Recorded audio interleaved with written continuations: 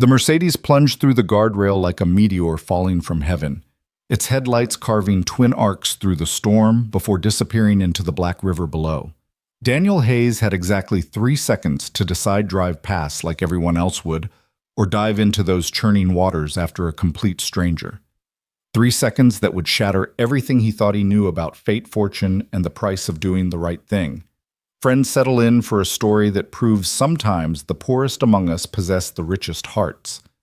And hey, drop a comment with your city. I'd love to know how far this tale has traveled tonight.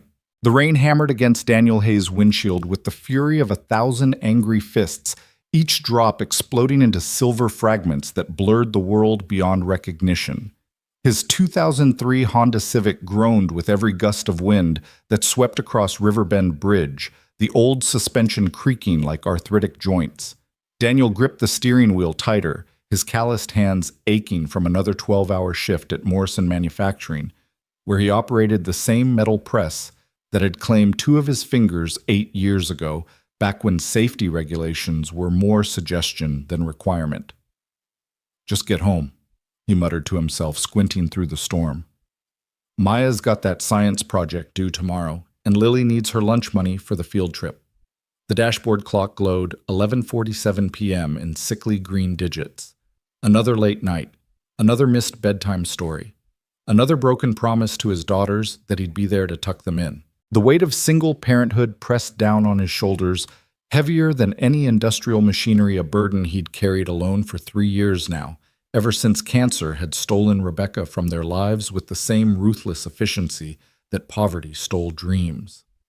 Lightning split the sky, illuminating the bridge in stark photographic clarity for one brilliant moment. That's when Daniel saw it, a black Mercedes-Benz S-Class, the kind of car that cost more than he'd make in 5 years hydroplaning across 3 lanes of traffic.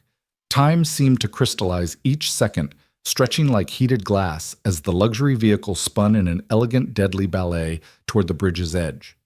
The driver, he could just make out a woman's silhouette, fought for control, her hands wrestling with the wheel as the car's rear end swung wide. But physics had already written the ending to this story. The Mercedes struck the guardrail at 60 miles per hour, the metal barrier crumpling like aluminum foil. For one impossible moment, the car seemed to hover at the edge, balanced between safety and disaster, its xenon headlights blazing into the void. Then it was gone. The splash was audible even over the storm's rage, a sound that punched through Daniel's chest and grabbed his heart with icy fingers. Without conscious thought, his foot slammed the brake pedal. The Civic skidded to a stop, its worn tires screaming against wet asphalt. 3 other cars swept past him, their drivers either oblivious or unwilling to acknowledge what had just happened. In this city, in this economy, people had learned to mind their own business, to keep their heads down and their problems small. But Daniel Hayes had never learned that lesson. He was out of his car before his brain could catalog all the reasons this was insane. The rain struck him like a physical assault, instantly soaking through his faded Morrison Manufacturing uniform. The name Danny was still visible on the breast pocket embroidered there by Rebecca's careful hands years ago when the world had been kinder and possibilities had seemed endless. Daniel sprinted to the twisted gap in the guardrail, his work boots splashing through puddles that reflected the bridge's sodium lights like pools of liquid gold. 40 feet below the river churned with spring runoff, swollen and angry from 3 days of torrential rain. The Mercedes was already listing to one side, its elegant lines disappearing beneath the black water. The headlights still blazed beneath the surface, twin beacons of fading hope. Son of a... Daniel didn't finish the curse. He was already climbing over the jagged metal, feeling it tear through his pants and bite into his thigh. The pain was distant, unimportant. All that mattered was the rapidly shrinking pocket of air inside that sinking tomb of German engineering. The fall lasted forever, and an instant simultaneously. Daniel had time to think about his daughters, Maya, 15, and brilliant with her mother's eyes and his stubborn streak. Lily, 11, and fearless, who still believed her daddy could fix anything. He thought about the half-finished homework on the kitchen table, the overdue electric bill, the parent-teacher conference he'd have to miss next week because Morris wouldn't give him the time off. Then the river swallowed him whole. The cold was beyond description, a savage, crushing force that drove every molecule of air from his lungs and tried to stop his heart mid-beat. The current grabbed him immediately, spinning him in the darkness, until up and down became meaningless concepts. But those headlights, those blessed beautiful headlights, gave him direction. Daniel forced his numbing limbs to move swimming with the desperate strength of a man who had too much to live for to die in this muddy grave. The Mercedes had hit the river roof first, flipping in its descent. Now it sat upright on the riverbed, 10 feet down and sinking deeper. The electric system was failing, the lights flickering like dying stars. Daniel dove, his lungs already screaming from the cold and effort. Through the driver's side window he saw her. Isabella Carter, though he didn't know her name yet, was trapped in a pocket of air that grew smaller with each passing second. Her designer dress, something that probably cost more than his monthly rent, floated around her like dark silk. Blood traced a delicate line from a gash on her forehead, the red dissolving into the murky water. But her eyes, God, her eyes were alive with terror and determination in equal measure. She wasn't screaming or panicking. She was fighting, pulling at her seatbelt with manicured nails that were already torn and bleeding. Their eyes met through the glass barrier, and something passed between them, a recognition that transcended social class and circumstance. In that moment, she wasn't a millionaire, and he wasn't a factory worker. They were just two human beings separated by 3 inches of German automotive glass and united by the most primal of all equations, life or death. Daniel grabbed the door handle and pulled. Nothing. The water pressure held it sealed better than any lock.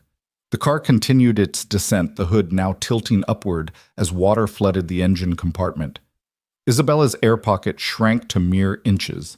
She pressed her face to the ceiling, gasping at the last precious oxygen. "Hold on!" Daniel shouted, though the words were lost in a burst of bubbles. He swam to the surface, his lungs feeling like they might explode. One desperate breath, then down again. This time he had a plan, or at least the ghost of one. His steel-toed boot, the same one that had protected his feet through countless factory shifts, became a battering ram. Daniel planted himself against the car's frame and drove his heel into the passenger window. Once, twice. The safety glass was designed to resist impact to protect occupants from flying debris. It wasn't designed to withstand the desperate fury of a father who understood what it meant to fight for someone else's life. On the third strike, the glass exploded inward in a shower of cubic fragments that glittered in the dying headlights like diamonds. Water rushed into the cabin with violent force, and Isabella was thrown against her seatbelt. Daniel pulled himself through the window, feeling the glass fragments tear at his arms and chest. The pain was nothing. Pain was for later. Pain was for the living. Inside the flooded cabin, he found Isabella unconscious, her body limp against the restraints. The seatbelt release wouldn't budge, the mechanism jammed from the impact. Daniel's knife, the folding buck that Rebecca had given him for their 5th anniversary, was in his hand without conscious thought. The blade, kept sharp enough to slice paper, parted the seatbelt like it was made of cobwebs. Isabella's body drifted free, and Daniel caught her, pulling her against his chest. She was so light, or maybe adrenaline made everything light. He kicked off from the driver's seat, propelling them both through the shattered window. His lungs were on fire now, every cell in his body screaming for oxygen. Black spots danced at the edges of his vision as he swam upward, Isabella's dead weight threatening to drag them both into the abyss. They broke the surface together, Daniel gasping air, like a drowning man reborn. Isabella remained limp in his arms, her face pale as porcelain in the intermittent lightning. The current had carried them 50 yards downstream from the bridge. Daniel could hear sirens now. Someone had finally called 911. But they were still in the middle of the river, and Isabella wasn't breathing. "No, no, no," Daniel panted, trying to keep them both afloat while tilting her head back. "You don't get to die on me. Not after all that." He managed to get them to a concrete pylon, part of the old railway bridge that ran parallel to the road. There was a maintenance ledge there, barely 2 feet wide and slick with algae, but it was enough. Daniel hauled Isabella onto it, his muscles trembling from exhaustion and cold. Her lips were blue, her chest still. "Come on." He started chest compressions, pumping with the rhythm Rebecca's oncology nurse had taught him, the same rhythm he'd used trying to bring his wife back that final morning before the ambulance arrived. 1 and 2 and 3 and 4? Nothing. "Breathe, damn it." He pinched her nose, sealed his mouth over hers, and forced air into her lungs. Her lips were cold as winter frost. More compressions. More breath. The sirens were closer now, but not close enough. Never close enough when death was measured in seconds. On the third cycle, Isabella convulsed. River water erupted from her lungs in a violent fountain, and she rolled onto her side, coughing and retching. Daniel supported her, keeping her from sliding back into the river, his relief so profound it made him dizzy. "That's it," he murmured, rubbing her back as she expelled what seemed like half the river. "Get it all out. You're okay. You're alive." Isabella's eyes fluttered open, unfocused and confused. They were green. He noticed the color of spring leaves with flecks of gold that caught the emergency lights now painting the bridge above them. She tried to speak, but only managed more coughing. "Don't talk," Daniel said. "Help's coming. Just breathe." She looked at him, then really looked at him, and her hand found his. Her grip was weak but insistent. "You," she managed between gasps. "You saved—" "Shh, save your strength." But Isabella Carter, even half-drowned and hypothermic, was not a woman accustomed to being told what to do. "Thank you," she forced out each word a victory against her abused lungs. The rescue boat reached them 5 minutes later, though it felt like hours. Paramedics wrapped them both in thermal blankets and started IVs asking rapid-fire questions that Daniel could barely process. His body was beginning to register the damage, now the gashes from the guardrail and window, the hypothermia setting in, the complete exhaustion that made his bones feel like they were made of lead. "Sir, we need to get you to the hospital," one of the paramedics said, a young woman with kind eyes and gentle hands. "You're bleeding pretty badly and your core temperature is dangerously low." "My daughters," Daniel mumbled through chattering teeth. "Someone needs to. They're home alone." "We'll have someone contact them, sir. What's your name, Wopwa?" Daniel Hayes." On the other stretcher, Isabella was more alert now, an oxygen mask over her face, but her eyes tracking everything.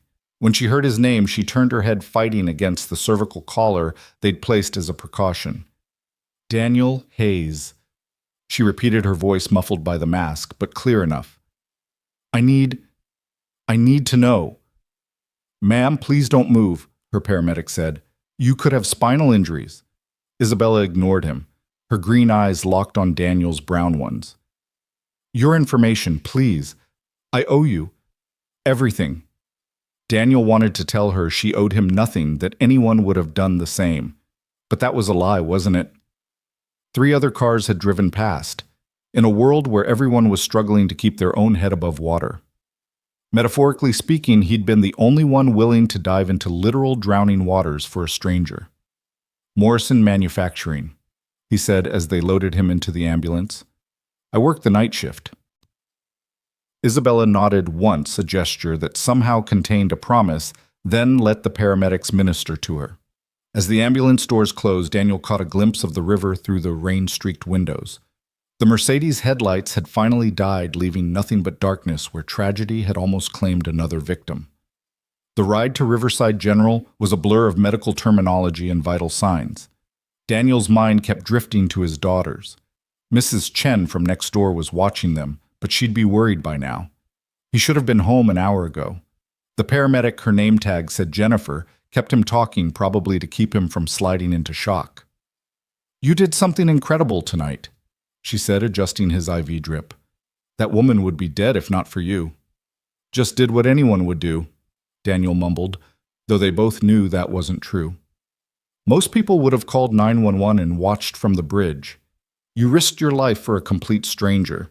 Daniel thought about Rebecca, about how she'd faced her cancer with such grace and courage, about how she'd made him promise to keep being the man she'd fallen in love with, the one who did the right thing even when it was hard, especially when it was hard. "My wife," he said, not sure why he was telling this stranger. "She died 3 years ago, cancer. Before she went, she made me promise to teach our girls that people matter, that we're all in this together. How could I face them if I'd just driven past?" Jennifer squeezed his shoulder gently. "Your wife sounds like she was an amazing woman." "She was." Daniel closed his eyes, seeing Rebecca's face in his mind, not as she'd been at the end ravaged by chemo and radiation, but as she'd been on their wedding day, radiant with joy and possibility. "She really was. At the hospital, they rolled him into the emergency department, the fluorescent lights harsh after the darkness of the night. He could hear Isabella being brought in behind him, her voice stronger now, asking questions and making demands. Even half dead, she had the tone of someone accustomed to being in charge. "I need a phone," she was saying. "I need to call my office. There are things that need to be—" "Ma'am, it's past midnight," a nurse said patiently. "And you nearly drowned. The office can wait." "You don't understand. I have responsibilities. There are people depending on—" Her voice faded as they took her to a different treatment room. Daniel found himself oddly disappointed. In those intense moments in the river, he'd felt connected to her in a way that defied explanation. Now returned to the regular world with its regular boundaries, she was just another rich person whose life had briefly intersected with his. Dr. Patel, the emergency physician who treated Daniel, was thorough and professional. 17 stitches for the gash on his thigh, 8 more for his arms. Antibiotics for the river water he'd swallowed. Warming blankets and heated IV fluids for the hypothermia. Blood tests to check for infection or contamination. "You're lucky," Dr. Patel said, reviewing his chart. "A few more minutes in that water, and we'd be having a different conversation. The human body isn't designed for that kind of cold stress." "Will I be able to work tomorrow?" Daniel asked. "I mean, today.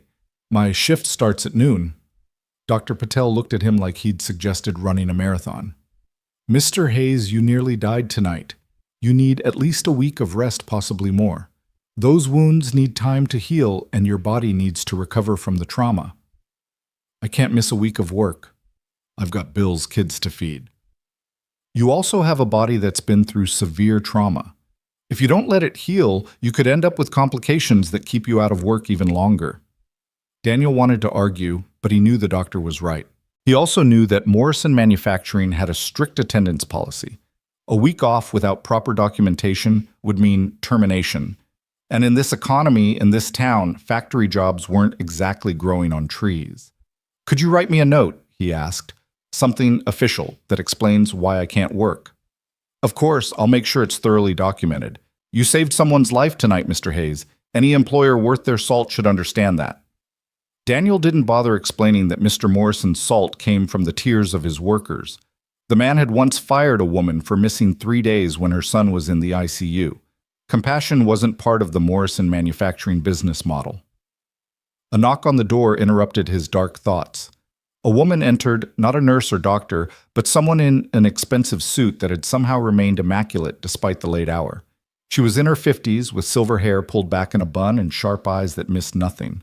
"Mr. Hayes? My name is Margaret Stern. I'm Ms. Carter's chief of staff." "Ms. Carter." "Isabella Carter, the woman you pulled from the river. She's asked me to check on you and ensure you're receiving the best possible care."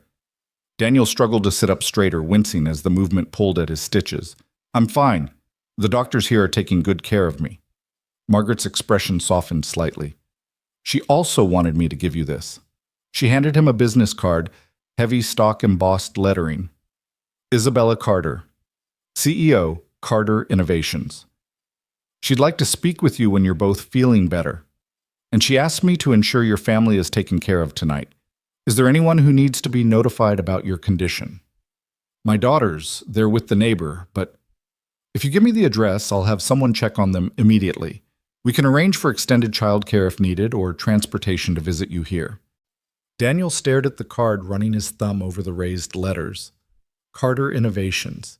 Even he had heard of them. They were the biggest tech company in the state, pioneering medical devices that were revolutionizing healthcare, the kind of company that factory workers like him only saw in newspaper headlines about billion-dollar valuations. "That's very kind, but we're managing fine," he said, his pride rising like a defensive wall. Margaret studied him for a moment, then nodded. "I understand, but please keep the card. Miss Carter takes her debt seriously, and she considers what you did tonight to be a debt that can never fully be repaid. Whatever you need, whenever you need it, you call that number." After she left, Daniel held the card up to the harsh hospital light. Such a small thing, but it felt heavy with possibility. Or maybe that was just the exhaustion talking. His eyes were getting heavy, the adrenaline finally fading and leaving only bone-deep weariness in its wake. He must have dozed off because the next thing he knew, sunlight was streaming through the window and two familiar faces were peering at him with barely contained panic. "Dad!" Maya's voice cracked with relief as she threw herself against his chest, forgetting about his injuries until he winced. "Oh God, I'm sorry. Are you okay?" "Mrs. Chen saw the news and she said you were in an accident and—" "I'm fine, sweetheart," Daniel said, wrapping his less injured arm around her. "Just a little banged up." Lily hung back her 11-year-old face, trying to be brave, but her eyes brimming with tears. "The news said you saved someone. They said you jumped off the bridge." "I didn't jump off the bridge," Daniel clarified, pulling her into the hug with his other arm, ignoring the protest from his stitches. "I climbed down to help someone whose car went into the river." "Like a superhero," Lily whispered, and for a moment Daniel saw himself reflected in his daughter's eyes, not as the exhausted single father who could barely make ends meet, but as someone capable of extraordinary things.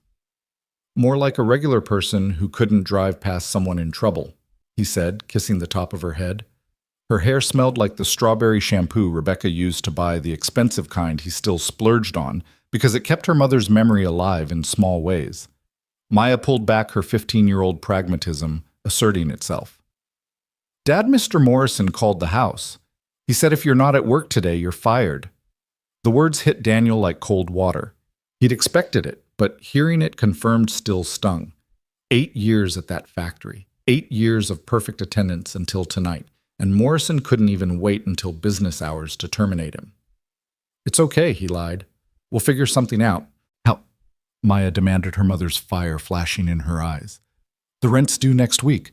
The electric company already sent a final notice. And Lily needs new shoes for gym class because her old ones literally have holes in them." "Maya," Daniel said gently. "Not in front of—" "I'm not a baby," Lily interrupted. "I know we're poor. Everyone at school knows we're poor. That's why I didn't tell you about the field trip to the Science Museum. It's $50, and I knew we didn't have it."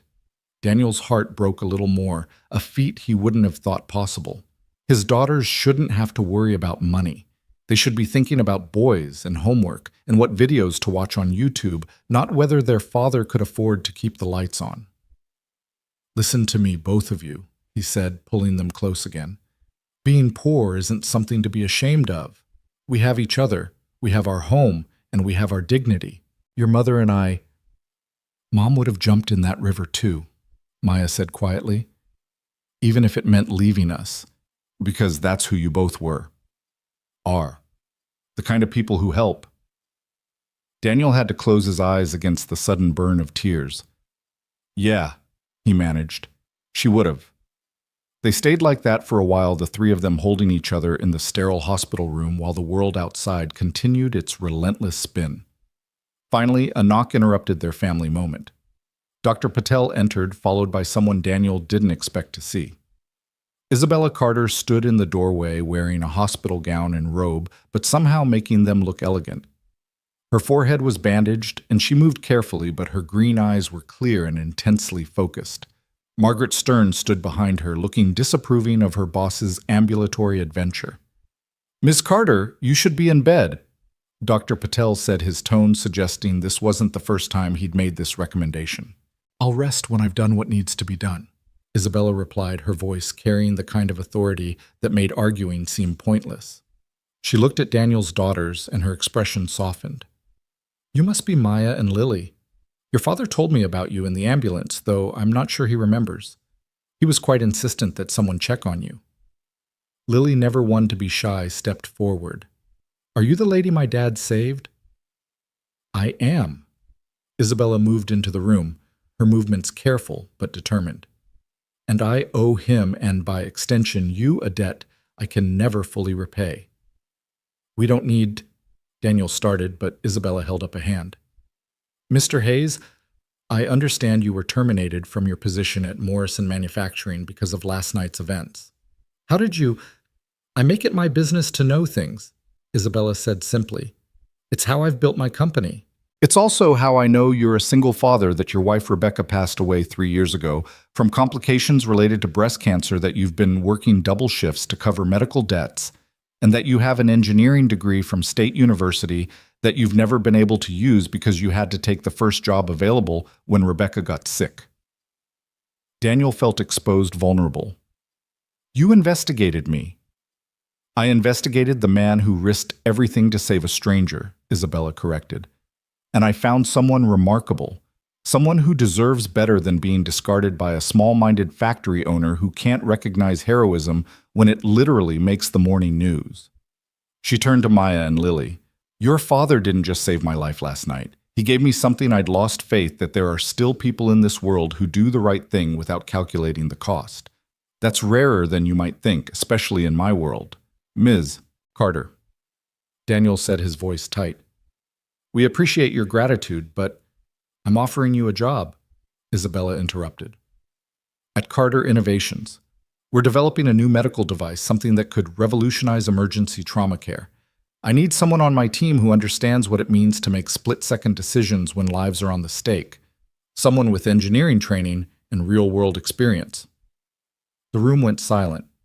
Even Lily, who usually had something to say about everything, seemed stunned. Daniel's mind struggled to process what he was hearing. A job at Carter Innovations. That was like offering a minor league baseball player a starting position with the Yankees. I'm not qualified, he said automatically. My degree is 8 years old. I haven't kept up with the technology. You pulled me from a sinking car in a freezing river at night, Isabella said. That tells me everything I need to know about your qualifications. The rest can be learned. What can't be taught is character, and you've already proven you have that in abundance. Maya grabbed Daniel's hand. Dad, you have to take it. It's not that simple, honey. There are considerations. The starting salary is $90,000 a year, Isabella said as casually as if discussing the weather. Full medical and dental benefits, flexible hours to accommodate your family responsibilities, and a signing bonus of $20,000 to help with any immediate financial pressures. Daniel couldn't breathe. $90,000. He made $32,000 at the factory, and that was with overtime. The signing bonus alone would clear their debts and leave enough for an emergency fund, something they hadn't had since Rebecca's illness drained their savings. Why? He asked, needing to understand. You could hire anyone. Why me? Isabella moved closer, and for a moment the CEO facade cracked, revealing something more vulnerable underneath. Because when I was drowning in that car, convinced I was about to die, you appeared like some kind of guardian angel. You didn't know who I was. For all you knew, I could have been anyone, a criminal, an addict, someone who'd made terrible choices. But you came anyway. She paused, seeming to gather herself. My father built Carter Innovations from nothing. He always said that a company is only as good as its people, and that the best people are those who understand that success isn't just about profit, it's about purpose. You have purpose, Mr. Hayes. I want that purpose working for my company. Can we come too? Lily asked suddenly. To the company I want to see where Dad would work. Isabella smiled, the expression transforming her face from corporate executive to something warmer, more human. Of course. In fact, Carter Innovations has an excellent internship program for high school students. She looked at Maya. If you're interested in science or technology, we'd be happy to have you apply when the time comes. Maya's eyes went wide. Really? Really? We believe in investing in the next generation. Your father saved my life, but you and your sister are his life. That makes you important to me as well. Daniel looked at his daughters, seeing the hope in their faces, hope that had been dimmed by 3 years of struggle and loss. Then he looked at Isabella Carter, this woman who'd literally fallen into his life and was now offering to change it completely. When would I start? He heard himself ask. Isabella's smile widened. As soon as you're medically cleared, Dr. Patel suggests a week of recovery. I'd prefer 2 weeks paid, of course, to ensure you're fully healed. Margaret will handle all the paperwork and arrange for movers to help if you need to relocate closer to our offices. Movers? Daniel was still trying to catch up. Our main campus is in Riverside Corporate Park. The commute from your current address would be over an hour each way. We have several corporate housing options available, or I can have my real estate team help you find something suitable. The signing bonus should cover any deposits or moving expenses. It was too much too fast. Daniel felt like he was drowning again, but this time in possibility rather than river water. I need to think about this. Of course. Isabella reached into her robe pocket and pulled out a card identical to the one Margaret had given him earlier. Take all the time you need. But Mr. Hayes Daniel, please understand that this isn't charity. This isn't pity or some misguided sense of obligation. I'm offering you this position because I believe you'll be an asset to my company. The fact that you saved my life just means I got to see your character before a traditional interview would have revealed it. She turned to leave, then paused at the door. Oh, and Mr. Morrison, the owner of your former workplace. He'll be receiving a call from my legal team regarding wrongful termination. Colorado law protects employees who miss work due to emergency situations, especially those involving the preservation of human life. I believe the penalties can be quite substantial. That's not necessary, Daniel started. Yes, Isabella said firmly. It is. People like Morrison thrive because no one holds them accountable. Consider it my first lesson in your new position. Never let anyone get away with doing the wrong thing when you have the power to stop them.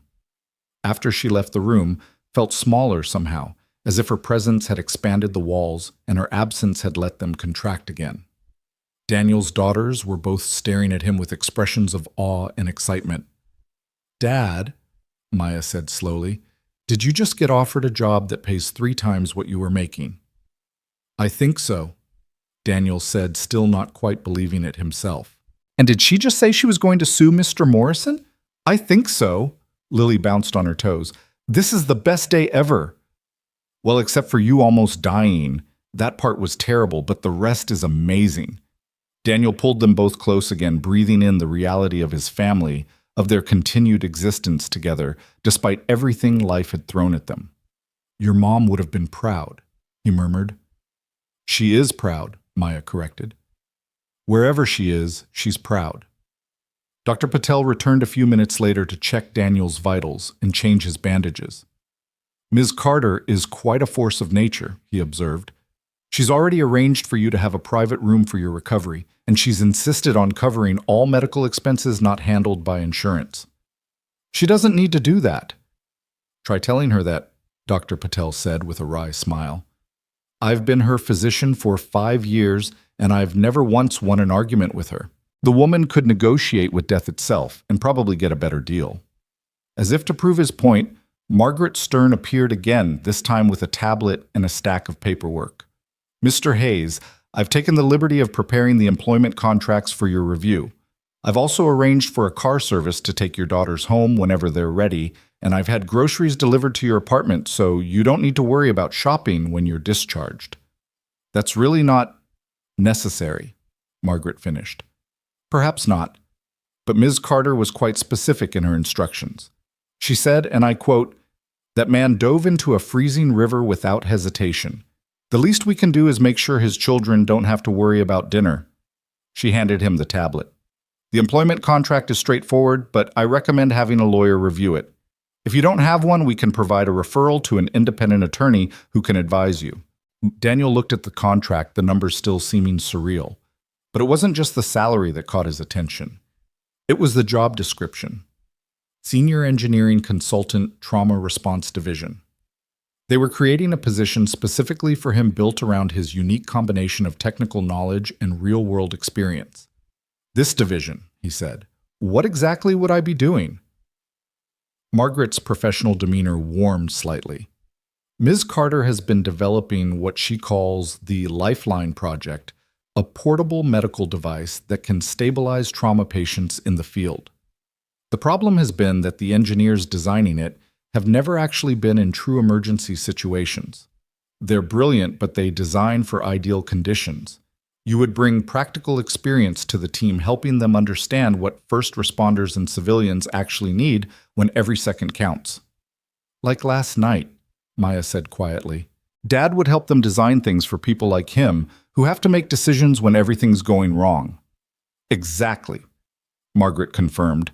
Your father's experience, both his technical training and his practical heroism, makes him uniquely qualified for this role. Daniel signed the contract before he could talk himself out of it. Maybe it was reckless. Maybe he should have had someone review it first, but something in his gut told him this was right. This was the opportunity Rebecca would have wanted him to take the chance to use his education and experience to make a real difference. Excellent, Margaret said, taking the tablet back. I'll have it set up your company email and send you information about orientation. In the meantime, focus on recovering. Ms. Carter is serious about you taking at least 2 weeks to heal properly. The rest of the day passed in a blur of visitors and phone calls. The story had made not just local but national news. Factory worker risks life to save tech CEO. And suddenly, everyone wanted to talk to Daniel. He declined all interview requests, having no interest in becoming a media sensation. But he couldn't avoid everyone. His supervisor from Morrison Manufacturing, Ted Rawlings, called to personally apologize. Danny, I'm so sorry about what happened. Morrison's decision, not mine. You know I'd keep you if I could. It's okay, Ted, Daniel said, meaning it. Ted was a good man trapped in a bad system. I've actually got something else lined up. Already? That's fantastic. Where? Carter Innovations. The silence on the other end was so long, Daniel thought the call had dropped. Then Ted whistled low. Holy shit, Danny! From the factory floor to Carter Innovations, that's like going from the minor leagues straight to the World Series. It's just a job, Daniel said, though he knew it was more than that. No, it's not, Ted said. It's a chance. Don't waste it. That evening, as visiting hours were ending and his daughters reluctantly prepared to leave with the car service Margaret had arranged, Isabella Carter appeared one more time. She moved more easily now, though, still carefully, and she'd changed into regular clothes, designer jeans and a sweater that probably cost more than Daniel's entire wardrobe. I wanted to check on you before I'm discharged, she said, and to thank you again. You've thanked me enough, Daniel said. More than enough. The job offer is a business decision, Isabella interrupted, but this is personal. She pulled a chair close to his bed and sat down, her green eyes serious. I need to tell you something about last night, about why I was on that bridge. Daniel waited, sensing this was important. I was coming back from visiting my father's grave, she said quietly. It was the 10th anniversary of his death. He built Carter Innovations from nothing, and I've spent every day since trying to live up to his legacy. But lately I've been wondering if I've lost sight of what he really wanted to build. Not just a successful company, but one that made a difference. She paused, seeming to gather her thoughts. I've been so focused on profit margins and market share that I'd forgotten why we started the medical device division in the first place. My father had a heart attack at 55. The ambulance took too long, the field treatment was inadequate, and he died before reaching the hospital. He might have lived if the emergency response had been better equipped. I'm sorry, Ed, Daniel said, understanding now why the Lifeline project was so important to her. Last night when I was trapped in that car, I thought about him. I thought about how I was going to die the same way because help couldn't reach me in time. And then you appeared. She met his eyes. You weren't a trained rescue worker. You didn't have special equipment. You were just a man with the courage to act when it mattered. That's what the Lifeline project needs, someone who understands that emergencies aren't clean, controlled situations.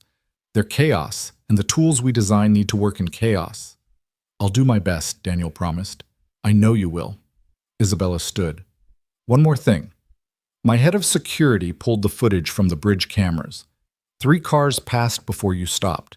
3 drivers who saw what happened and chose to keep driving. I've been successful in business because I can read people, and I've learned that the best predictor of future behavior is past behavior. You stopped when others didn't. That tells me everything about who you are. She extended her hand and Daniel shook it, feeling the strength in her grip despite her ordeal. Welcome to Carter Innovations, Daniel Hayes. I have a feeling you're going to change more than just our product designs. After she left, Daniel lay in the darkening room watching the sun set through his window. 24 hours ago, he'd been a factory worker struggling to make ends meet, wondering how he'd pay the electric bill and buy his daughter new shoes. Now he was a senior consultant at one of the most innovative companies in the country with a salary that would transform his family's life. All because he'd chosen to stop on a bridge in a storm. Rebecca would have laughed at the cosmic justice of it all. She'd always believed that the universe had a plan that good things came to those who did good. Daniel had lost that faith when cancer took her, when medical bills destroyed their savings, when he'd had to watch his daughters learn to live with less while their classmates had more. But maybe, just maybe, Rebecca had been right all along. His phone buzzed with a text from Maya. "Dad, there's been a delivery, like a huge delivery. The living room is full of boxes." Before he could respond, another text came through, this one with a photo. Their small apartment's living room was indeed full of boxes, electronics, clothes, what looked like a new laptop and tablets. A note was visible on top of one box, written in elegant handwriting, "For the Hayes family. The future starts today. I see." Daniel closed his eyes, feeling tears slip down his cheeks. They weren't tears of sadness or even joy exactly. They were tears of relief, of gratitude, of the overwhelming realization that sometimes, not often, but sometimes the universe conspires to reward those who act with courage and compassion. Tomorrow would bring new challenges. He'd have to learn new systems work with people who'd spent their careers in corporate environments, prove that he belonged in those gleaming offices despite his factory floor background. There would be those who'd whisper about nepotism, who'd assume he only got the job because he'd saved the CEO's life. Let them whisper. Daniel Hayes had spent 3 years holding his family together with determination and love. He'd survived the loss of his wife, the crushing weight of debt, the daily grind of a job that never paid enough. He'd jumped into a freezing river to save a stranger. After all that, how hard could a corporate job really be? The morning Daniel was scheduled to start at Carter Innovations, he stood before his bathroom mirror, adjusting the tie Maya had picked out for him. It was new part of the wardrobe that had mysteriously appeared courtesy of Isabella's intervention, and it felt strange against his throat after years of wearing factory uniforms. His reflection looked like a stranger, clean-shaven, professionally dressed. The bruises from his river adventure faded to faint yellows and greens. "Dad, you look like one of those guys from the business channels Mom used to watch," Lily said from the doorway, still in her pajamas despite the early hour. She'd insisted on seeing him off on his first day. "Is that good or bad?" Daniel asked, genuinely uncertain. "Good. You look like someone important." But Daniel didn't feel important as he drove through the gates of Riverside Corporate Park in his old Honda Civic, acutely aware of how it looked parked among the BMWs and Teslas in the employee lot. The Carter Innovations building was a monument to modern architecture, glass and steel, reaching toward the sky, solar panels glinting on every surface, the company logo rotating slowly on a fountain that seemed to defy gravity. Margaret Stern met him in the lobby, as composed and professional as she'd been in the hospital. "Mr. Hayes, welcome. Ms. Carter asked me to personally handle your orientation." The next hours were a whirlwind of paperwork, ID badges, and introductions. The offices were like something from a science fiction movie, open floor plans with standing desks, meditation rooms, a cafeteria that looked more like a 5-star restaurant. Engineers worked on holographic displays discussing problems Daniel only half understood despite his degree. "This is where you'll be working," Margaret said, leading him to a corner office with floor-to-ceiling windows overlooking the city. "Ms. Carter insisted you have a space that allows for both privacy and collaboration." Daniel stood frozen in the doorway. The office was bigger than his apartment's living room. A top-of-the-line computer setup dominated one wall, while another held whiteboards and design screens. A leather couch occupied one corner, and there was even a small refrigerator. "This can't be right," he said. "I'm just a consultant. This looks like an executive office." "Senior consultant," Margaret corrected. "And Miss Carter was very specific about your placement. You'll be working directly with the Lifeline project team, but she wanted you to have autonomy and resources." A knock on the doorframe interrupted them. A young man stood there, maybe 25, with thick glasses and an eager expression. "Mr. Hayes, I'm Kevin Chen, lead programmer on Lifeline. I've been dying to meet you." "Please call me Daniel," he said, shaking Kevin's hand and noting the surprisingly firm grip. "The whole team's talking about you," Kevin said excitedly. "The guy who actually saved someone's life with his bare hands. Do you know how rare that is? We design life-saving equipment, but most of us have never even seen a real emergency." "That's about to change," a familiar voice said from behind them. Isabella Carter entered, looking every inch the CEO in a charcoal suit that emphasized her recovered vitality. The only sign of her ordeal was a thin scar on her forehead, barely visible under expertly applied makeup. "Kevin, gather the team in conference room A. It's time Mr. Hayes saw what we're working on. 20 minutes later, Daniel found himself surrounded by some of the brightest minds he'd ever encountered. The conference table was littered with prototypes, tablets, and technical drawings. At the center sat something that looked like a high-tech briefcase crossed with a medical kit. "This is the Lifeline Mark III, Isabella explained, opening the case to reveal an array of devices Daniel didn't recognize. It's designed to provide comprehensive trauma care in the field. Automated diagnostics, drug delivery, even surgical assistance via augmented reality. In theory, it could turn anyone into a paramedic." "In theory," Kevin added with obvious frustration. "In practice, it takes 12 minutes to deploy properly, requires a stable surface, and the AR system assumes perfect lighting conditions." Daniel studied the device, his mind already seeing the problems. "May I?" he asked, gesturing to the case. Isabella nodded, and Daniel lifted it. The weight was wrong, too heavy for someone to carry while running. He tried to open it with one hand, simulating holding a patient, and found it impossible. The latches required 2 hands and precise finger placement. "In the river," he said slowly. "I had maybe 30 seconds to make decisions. My hands were numb from the cold. I could barely see through the rain and darkness." He set the case down. "This is designed for a hospital, not a crisis." "That's exactly the problem," Isabella said. "We've spent 2 years and $40 million developing something that works perfectly in controlled conditions and fails completely in real ones." An older engineer, introduced as Dr. Robert Stein, bristled slightly. "The technology is sound. We just need to refine the deployment mechanism." "With respect, Dr. Stein," Daniel said carefully, aware he was the newcomer challenging established expertise. "The deployment mechanism is the technology. If people can't use it when they need it most, it doesn't matter how advanced the components are." "So what would you suggest?" Dr. Stein's tone carried a challenge. Daniel thought about those moments in the river, the desperate simplicity of survival.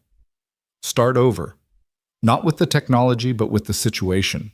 Build for the worst-case scenario, someone alone injured themselves, maybe dealing with multiple casualties in impossible conditions. "That's a pretty radical approach," Kevin said, but his eyes were bright with interest. "Radical saves lives," Isabella interjected. "Conservative thinking would have left me at the bottom of that river." She looked around the table. "I'm giving this team 6 months to redesign Lifeline from the ground up, with Daniel having full veto power over any design element that doesn't work in crisis conditions." Dr. Stein's face flushed. "Ms. Carter, with all due respect, Mr. Hayes has been here less than a day. To give him veto power over 2 years of research." "2 years of research that produced an unusable product," Isabella said coolly. "Robert, you're brilliant. Your patents have saved thousands of lives. But you've never had to use them yourself while someone was dying in front of you. Daniel has. That experience is worth more than all the degrees in this room combined." The meeting continued for another hour, tension thick between the old guard and the new perspective Daniel represented. But gradually, as he shared more details about the rescue, the way his knife had been the most crucial tool, how holding Isabella's head above water while swimming had required techniques no one would think to program, the team began to understand. After the meeting, Isabella asked Daniel to walk with her. They strolled through the campus's carefully maintained gardens, a stark contrast to the industrial district where Morrison Manufacturing squatted like a gray toad. "Robert will come around," she said. "He's protective of his work, but he's not stupid. He knows Lifeline isn't ready." "I don't want to alienate your team," Daniel said. "They've forgotten more about medical technology than I'll ever know." "But you know something they don't, what it feels like when someone's life is literally in your hands." Isabella paused by a bench, turning to face him. "I need to tell you something. The night of the accident wasn't random. Someone wanted me dead." Daniel felt the world tilt slightly. "What?" "My brake lines were cut. Not obviously just enough to fail under stress, like taking a turn too fast in the rain. The police are investigating, but I have my own security team looking into it." "Why are you telling me this?" "Because if you're working closely with me, you could become a target too. You deserve to know the risk." Daniel thought about his daughters, about the new stability he'd just found for them. Then he thought about Isabella in that sinking car fighting against her seatbelt with bloody fingers. Someone tried to kill you, and your response is to keep going to work. My response is to find out who and why, Isabella corrected. The best defense is understanding your enemy, and right now I need people around me I can trust. You jumped into a river for a stranger. That makes you more trustworthy than anyone else in my orbit. You can't run a company based on who would jump in rivers for you. No, but I can build an inner circle that way. She started walking again. There's a board meeting next week. Some members are pushing for a merger with Nexus Pharmaceuticals. I've been blocking it because Nexus has a history of buying innovative companies and shelving their research to protect existing profits. And someone thought killing you would clear the path for the merger. That's one theory. Another is that someone wants to steal the Lifeline technology before we can patent the final version. The medical device industry is worth billions, and a truly functional field trauma system would revolutionize emergency medicine. They'd reached the building's main entrance again. Through the glass, Daniel could see employees moving with purpose, building the future one innovation at a time. It was a far cry from the repetitive monotony of the factory floor. I should have told you this before you signed the contract, Isabella said. If you want to reconsider— My wife died of cancer, Daniel interrupted. Slow, painful, watching her fade a little more each day. If someone wants to come after me, at least it'll be quick. Isabella studied him. That's a dark way to look at it. That's an honest way to look at it. I spent 3 years being afraid of bills, afraid of losing the house, afraid of failing my daughters. I'm tired of being afraid. If working here means taking risks, then I'll take them. But I need you to promise me something. What? If something happens to me, you'll make sure my daughters are taken care of. College funds, health insurance, whatever they need. Nothing's going to happen to you, Isabella said firmly. I've already assigned a security detail. A what? You won't see them. They're very discreet. But until we know who's behind the attack, I'm not taking chances with the man who saved my life. Daniel wanted to protest, but the set of Isabella's jaw suggested it would be pointless. My daughters are covered too. Like I said, discreet. They won't even know they're being watched. The next days blurred together in a combination of intensive learning and gradual integration. Daniel spent mornings with the Lifeline team, challenging assumptions and offering perspectives that made Dr. Stein alternately frustrated and intrigued. Afternoons were dedicated to catching up on 8 years of technological advancement, with Kevin serving as an enthusiastic tutor. You're picking this up faster than expected, Kevin said one afternoon as they reviewed the latest diagnostic algorithms. Your engineering foundation is solid. Rebecca used to say I was too stubborn to admit when something was too hard for me, Daniel replied, then caught himself. He'd been mentioning his wife more lately, as if the new environment had loosened the tight grip he'd kept on his grief. She sounds like she was special. She was. Daniel pulled up a photo on his phone, Rebecca, at their last Christmas together, thin from chemo, but smiling, surrounded by wrapping paper and their daughter's laughter. She would have loved this place. She was always pushing me to do more with my degree. Why didn't you? Life. Kids came early before we were really ready. Rebecca's parents died in a car accident, leaving medical bills. My dad had a stroke and needed care. There was always something more immediate than career advancement. Kevin adjusted his glasses, a nervous habit Daniel had noticed. My parents sacrificed everything to send me to MIT. Sometimes I feel guilty working here, making more in a year than they made in 10. Don't, Daniel said firmly. Parents sacrifice so their kids can have better lives. The best way to honor that is to succeed. A commotion in the hallway interrupted them. Raised voices, then the sharp crack of something breaking. Daniel was moving before his brain fully processed the sound, old instincts from years of factory accidents taking over. In the main lab, Dr. Stein stood amid the wreckage of what had been a prototype, his face flushed with rage. A younger engineer, Sarah Martinez, was backed against a wall looking terrified. 3 months of work, Stein shouted, destroyed because you couldn't follow basic protocols. I ran the simulation exactly as specified, Sarah started. Obviously not, or we wouldn't be looking at a $50,000 mistake. Daniel stepped between them, his voice calm but firm. Dr. Stein, why don't we take a break? Sarah, could you show me what happened? Stein whirled on him. This isn't your concern, Hayes. You're here to consult on field applications, not manage my staff. I'm here to help make Lifeline work, Daniel replied evenly. That includes making sure the team can function under pressure. Right now, you're creating more pressure than any emergency would. For a moment, the lab went silent, everyone watching to see how the confrontation would play out. Then Isabella's voice cut through the tension. Dr. Stein, my office, now! She stood in the doorway, her expression neutral, but her tone brooking no argument. Mr. Hayes, please assess the damage and report to me within the hour. After Stein stormed out, Daniel helped Sarah gather the broken pieces of the prototype. You okay? She nodded, though her hands were shaking. He's been getting worse lately. Ever since you arrived, actually. I think he feels threatened. By me, I barely understand half of what you all are working on. But you understand the half that matters, Sarah said. The human half.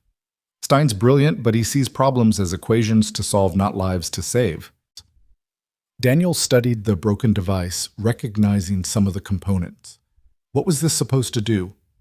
Automated injection system. It reads vital signs and administers appropriate drugs without human intervention, but the pressure sensors kept failing in the simulation. Show me the specs. For the next 30 minutes, Sarah walked him through the design. The technology was impressive, but Daniel kept coming back to a fundamental flaw. You're assuming the patient will be still, he said, finally. In real trauma, people thrash. They fight even when you're trying to help them. Isabella nearly punched me in the face when I was pulling her out. Sarah's eyes widened. We never accounted for resistance movement. Because you've never had someone dying in your arms, Daniel said gently. It's not a criticism, it's just a gap in experience. That's why Isabella brought me here. When he reported to Isabella's office, he found her standing at the window wall looking out at the city. Dr. Stein's termination paperwork sat on her desk. You're firing him, Daniel asked. He's brilliant, Isabella said without turning. Published, respected, innovative. He's also toxic to the team dynamic and resistant to change. I kept him this long because of his expertise, but expertise without adaptability is just expensive stubbornness. He's been here since the beginning. The team respects him. The team fears him. There's a difference. She finally turned and Daniel saw exhaustion in her eyes. I need you to take over as project lead. What? No. I've been here 2 weeks. I'm not qualified. You just solved in 30 minutes what Stein couldn't fix in 3 months. Sarah texted me about the movement resistance issue. It's brilliant in its simplicity. It's common sense if you've been in actual emergencies. Exactly. That's what Lifeline needs, common sense from someone who's been there. She moved to her desk, pulling up holographic displays of various prototypes. I'm restructuring the entire project. You'll lead the practical design team. Kevin will handle software integration. Sarah will manage biomedical components. Together you'll build something that actually works.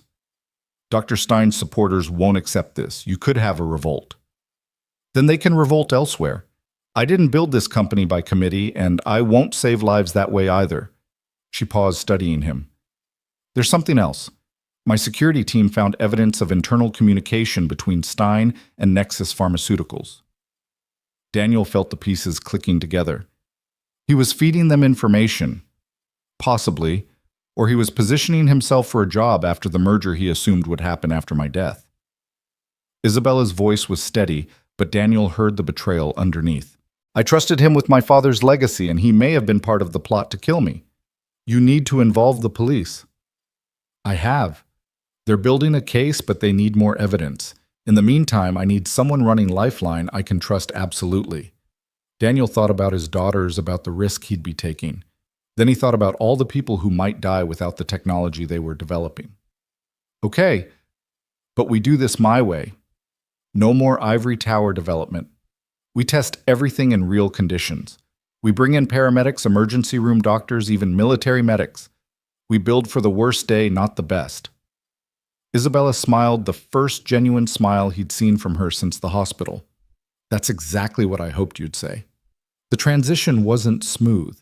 3 engineers quit when Daniel was announced as project lead, calling it insulting to be led by someone with no advanced degrees or publications. But for everyone who left, Isabella found hungry young talents eager to work on something revolutionary. Daniel instituted Reality Fridays, where the team would simulate actual emergency conditions. They'd work in the rain and the dark, with artificial injuries limiting their mobility. Kevin initially protested that it was unnecessarily dramatic, but changed his mind when he couldn't open the first aid kit with gloves simulating blood-slicked hands. "This is impossible," he gasped, fighting with a simple latch.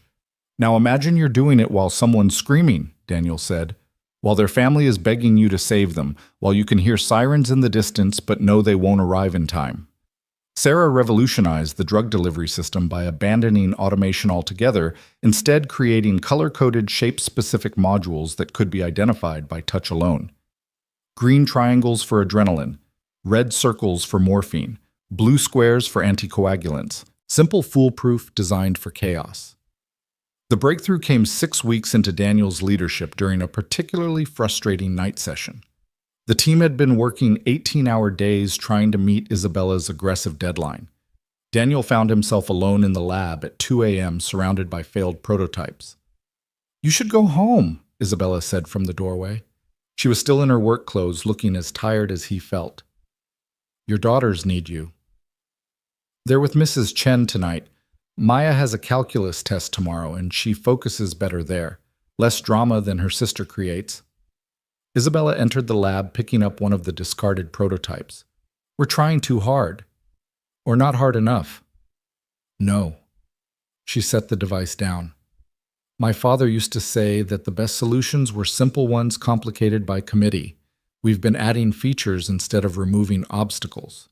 Daniel looked at the cluttered workbench at all their elaborate solutions to basic problems. "When I pulled you out, I had 3 tools that mattered: my hands, my knife, and the will to use them. So what does Lifeline really need to be? A force multiplier, not a replacement for human judgment, but an enhancement of human capability." Daniel grabbed a marker and started sketching on the whiteboard. Modular, intuitive. Each component works independently, but better together. Isabella watched him work, adding her own notes. "Like a Swiss Army knife for medical emergencies." "Exactly. If someone only has time to grab one component, it should still be useful. But if they have the full kit, they can perform miracles." Isabella's eyes were bright with possibility. This could work. They worked until dawn, redesigning Lifeline from first principles. When the team arrived that morning, they found the entire concept reimagined on the conference room walls. Kevin studied the new schematics with growing excitement. This is brilliant. We've been trying to build a hospital in a box when we should have been building tools for heroes." "Not heroes," Daniel corrected. "Regular people in extraordinary circumstances. Heroes are rare. Courage is common if you give it the right tools." The new design phase moved with unprecedented speed. Without Stein's rigid oversight, the team flourished. Sarah's medical components became elegant in their simplicity. Kevin's software focused on guidance rather than automation. Daniel insisted every piece be tested by people with no medical training, including Lily when she visited the office. "If an 11-year-old can't figure it out in 30 seconds, it's too complicated," he said, watching his daughter successfully apply a prototype emergency bandage to a mannequin. "Dad, this is so cool," Lily exclaimed. "It shows me exactly where to put pressure." Isabella watched from the doorway, a strange expression on her face. Later, she pulled Daniel aside. "Your daughters are remarkable. They get it from their mother. They get it from both parents." She hesitated, then continued. "I've been thinking about the foundation my father started. It provides scholarships for underprivileged students interested in STEM fields. I'd like Maya to apply. She's only a sophomore. The program includes mentorship and summer internships. She'd be perfect for it." Daniel felt his throat tighten. "Isabella, you've already done so much. This isn't charity. Your daughter has a brilliant mind. It would be criminal to let financial constraints limit her potential." She paused. "Besides, purely selfishly, I need more people like your family in my life. People who understand that success means nothing without purpose." Before Daniel could respond, alarms began blaring through the building. Not fire alarms, security alerts. "Lockdown protocol activated," the building's AI announced. "All personnel remain in place." Isabella's phone buzzed. She answered, her face paling as she listened. "There's been a breach in the server room. Someone's trying to steal the Lifeline data." They ran toward the security center, Daniel keeping pace with Isabella, despite her longer legs. The hallways were eerily empty employees following lockdown procedures. In the security office, monitors showed a figure in black moving through the server room, downloading files to a portable drive. How did they get past the biometric locks? Isabella demanded. The security chief, Thomas, pulled up access logs. They used Dr. Stein's credentials. He may have left a back door before his termination. Can we stop the download? Not without triggering a complete system wipe. We'd lose everything. Daniel studied the screens, his mind racing. Where's the main power junction for that room? Basement level section C, but Daniel was already moving. Call the police. I'll try to buy time. Daniel, no. Isabella called after him, but he was gone. The basement was a maze of pipes and electrical conduits lit by emergency lighting that cast everything in harsh shadows. Daniel found the junction box, his factory training finally useful. He could cut power to the server room, but it would also trigger the emergency protocols, sealing the intruder inside. A sound behind him made him freeze, and footsteps moving carefully through the darkness. I wondered who would come, a familiar voice said. Dr. Stein emerged from the shadows holding what looked like a modified taser. I should have guessed it would be you. The hero complex is strong. Robert, what are you doing? Taking what's mine. 2 years of my life went into Lifeline. Isabella wants to give it away, make it affordable for everyone. Do you know how much money we're losing? We're talking about saving lives. We're talking about billions of dollars. Stein's composure cracked. Nexus offered me 8 figures for the complete designs, enough to fund my own research for decades. So you tried to kill Isabella. That wasn't supposed to happen. She was just supposed to be delayed, miss the board meeting where the merger vote was scheduled. But she had to take that curve too fast, had to go over the bridge instead of into the barrier. He raised the taser. And you had to play hero. Daniel's hand found the knife in his pocket. Rebecca's gift, the one that had saved Isabella's life. You don't want to do this, Robert. No, but I will. The intruder upstairs is a professional. By the time they investigate, the trail will lead to industrial espionage from China. You'll be collateral damage killed trying to stop them. Stein fired the taser, but Daniel was already moving, factory reflexes and riverborn instincts combining. The probe struck the electrical panel behind him, sending sparks cascading through the basement. In the strobing light, Daniel closed the distance, his shoulder catching Stein in the midsection. They went down hard, rolling across the concrete floor. Stein was taller, but Daniel was stronger, years of manual labor having built muscle that gym workouts couldn't match. Still, Stein fought with the desperation of a man facing prison, his elbow catching Daniel's still healing ribs. The knife skittered away, lost in the darkness. They grappled, each seeking advantage, until Daniel managed to pin Stein against a support column. But Stein's hand found a pipe wrench, swinging it toward Daniel's head. The gunshot was impossibly loud in the enclosed space. Stein jerked the wrench, falling from nerveless fingers. Behind them, Isabella stood with Thomas and 2 security guards, her hand steady on a smoking pistol. I'm a very good shot, she said calmly. My father insisted. The next one won't be in your shoulder. Stein collapsed, clutching his wounded shoulder, his grand plan unraveling. The police arrived minutes later, along with federal agents who'd been investigating the industrial espionage angle. The intruder in the server room turned out to be a hired mercenary who quickly gave up Stein as his employer when faced with federal charges. In the aftermath, as paramedics treated Daniel's reopened wounds and police took statements, Isabella found him sitting on the loading dock watching the sunrise. You could have been killed, she said, sitting beside him. So could you. Nice shooting, by the way. I lied. That was the first time I've ever fired a gun outside a range. I was aiming for his leg. Despite everything, Daniel laughed. Don't tell him that. Our secret. She was quiet for a moment. You saved me again. You saved me right back. I'd say we're even. We'll never be even, but maybe that's okay. Maybe the best partnerships are built on mutual debts that can never quite be repaid. Daniel thought about that, about the strange path that had led him from a bridge in a storm to this moment. Your father would be proud of what you're building. I hope so. Isabella stood, offering him her hand.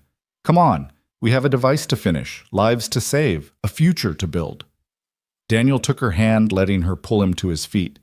As they walked back into Carter Innovations, he thought about Rebecca, about how she'd always believed in the power of unexpected blessings. 6 months ago, he'd been drowning in a different kind of river: poverty, grief, hopelessness.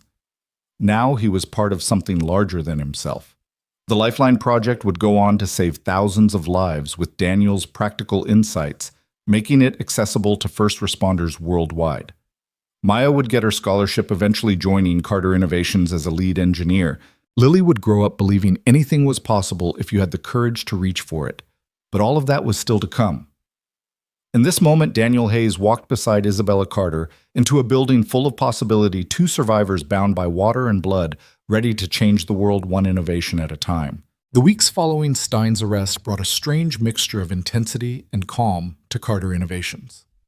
Federal investigators combed through years of communications, uncovering a web of corporate espionage that reached deeper than anyone had imagined. Daniel threw himself into the Lifeline Project with renewed urgency, knowing that somewhere out there other companies were racing to develop similar technology. "Dad, you missed dinner again," Maya said over the phone, her voice carrying that particular blend of understanding and disappointment that made Daniel's chest ache. "I know, sweetheart. I'm sorry. The prototype testing ran long and—" "It's okay. Lily saved you a plate. She made mac and cheese from scratch the way Mom used to." Daniel closed his eyes, leaning back in his office chair. Through the window, the city lights sparkled like earthbound stars. "I'll be home soon. Tell her I'll heat it up when I get there." "Actually," Maya hesitated, "Ms. Carter called earlier. She invited us to dinner tomorrow night, all three of us." Daniel straightened. Isabella had maintained professional boundaries since the incident with Stein, their interactions limited to work discussions and project meetings. A dinner invitation felt like crossing an invisible line. Did she say why? Something about wanting to know the family behind the man who keeps saving her company. Lily's already picking out her best dress. The next evening found Daniel standing outside Isabella's penthouse apartment, his daughters flanking him. The building was the kind of place he'd only seen in movies: a doorman marble lobbies, elevators that required special keys to reach the top floors. "This is where she lives," Lily whispered, eyes wide. "It's like a palace." "It's just an apartment," Daniel said, though he understood his daughter's awe. Isabella answered the door herself, dressed casually in jeans and a simple sweater that somehow made her look younger, more approachable. "You came," she said, genuine pleasure in her voice. "You invited us," Daniel replied, suddenly aware of how his off-the-rack blazer must look in these surroundings. "I was afraid you'd find an excuse. You have a talent for avoiding non-work social situations." She turned to his daughters, her smile warming. "Maya, Lily, I'm so glad you're here. I've heard so much about you both." The penthouse was stunning but surprisingly warm, filled with personal touches. Family photos, worn books, a piano with sheet music scattered across its bench. This wasn't the sterile showplace Daniel had expected. "You play?"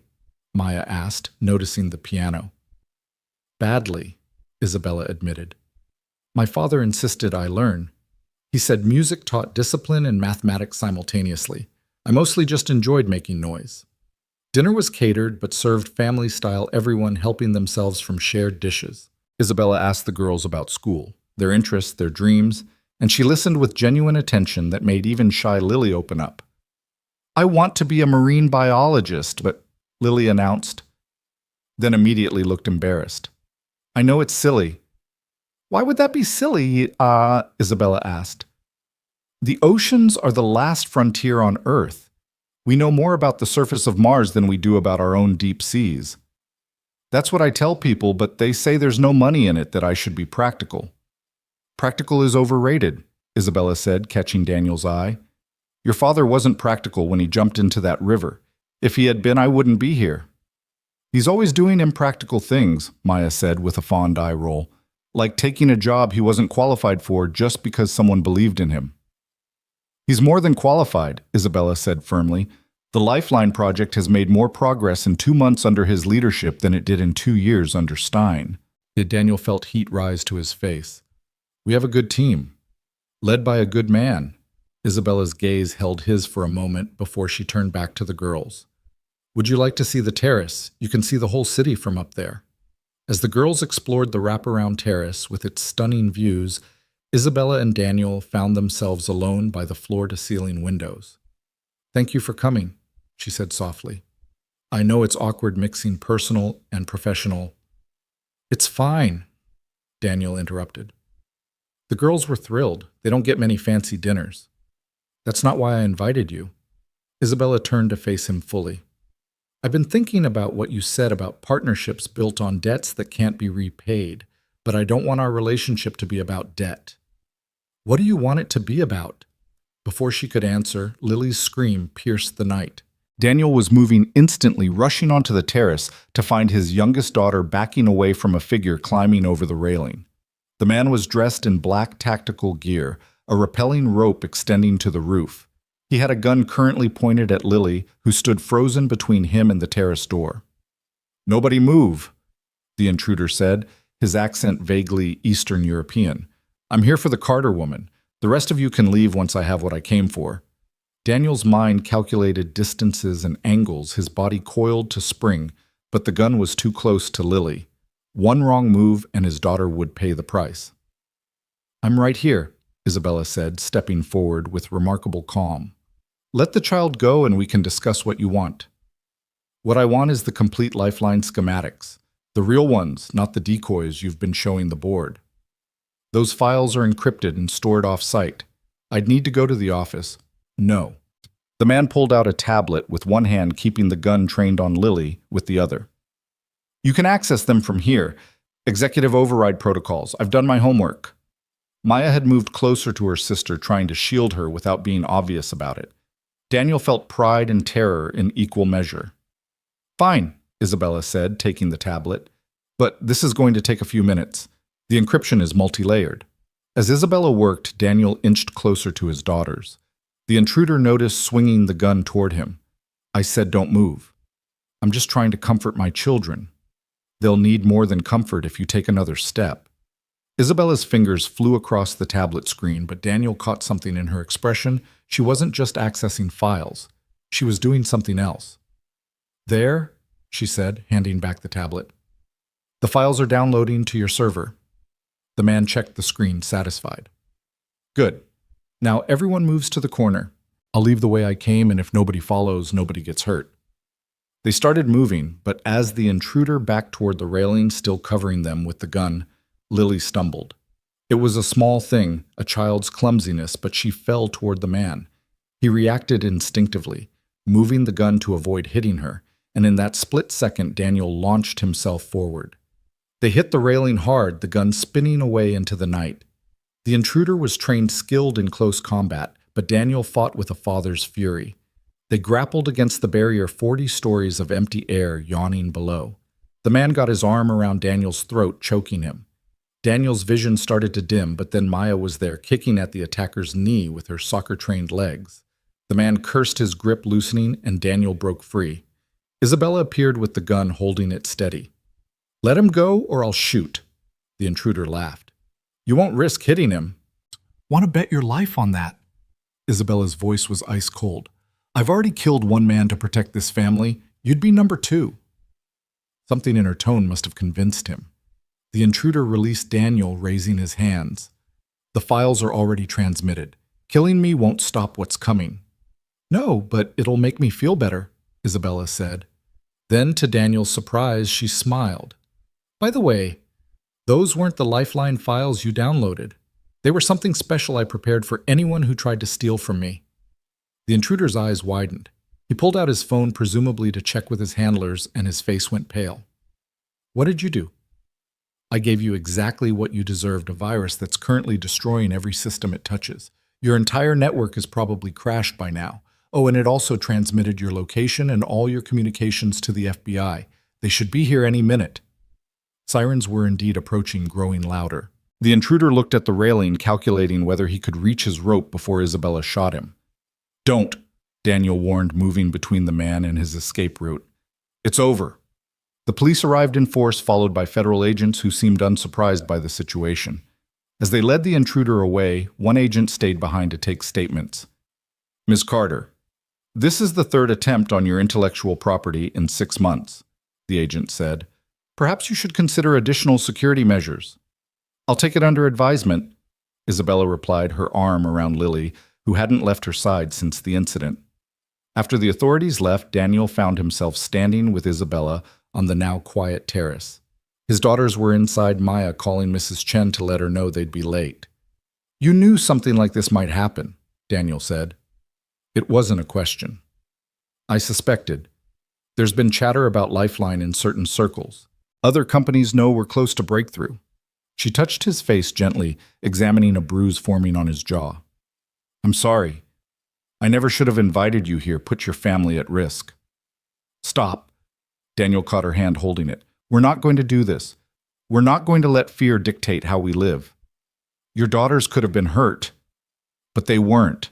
And they got to see that sometimes standing up to bad people is necessary, even when it's scary." He squeezed her hand. "Especially when it's scary." Isabella looked at their joined hands, then up at his face. "Daniel, I need to tell you something. These past months working with you, seeing how you are with your daughters, the way you approach every problem with such integrity." "Ms. Carter, mes maçons." Lily appeared in the doorway. "Are you okay?" Isabella smiled at the girl. "I'm fine, sweetie. Are you—" Lily nodded, then surprised everyone by hugging Isabella tightly. "Thank you for protecting us." "Your dad did the protecting," Isabella said, her voice thick with emotion. "You both did," Lily said with the wisdom children sometimes possess. "That's what families do." Later, as Daniel drove his daughters home, Maya asked, "Dad, do you like Ms. Carter?" "She's my boss, Maya." "That's not what I asked." Daniel glanced at his eldest daughter, seeing too much understanding in her eyes. "It's complicated." "Mom's been gone 3 years," Maya said gently.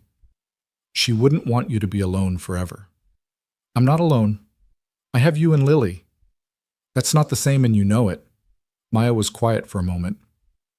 "Ms. Carter looks at you the way Mom used to, like you're something special." "Your mother was special. Isabella Ms. Carter. She's just grateful I saved her life."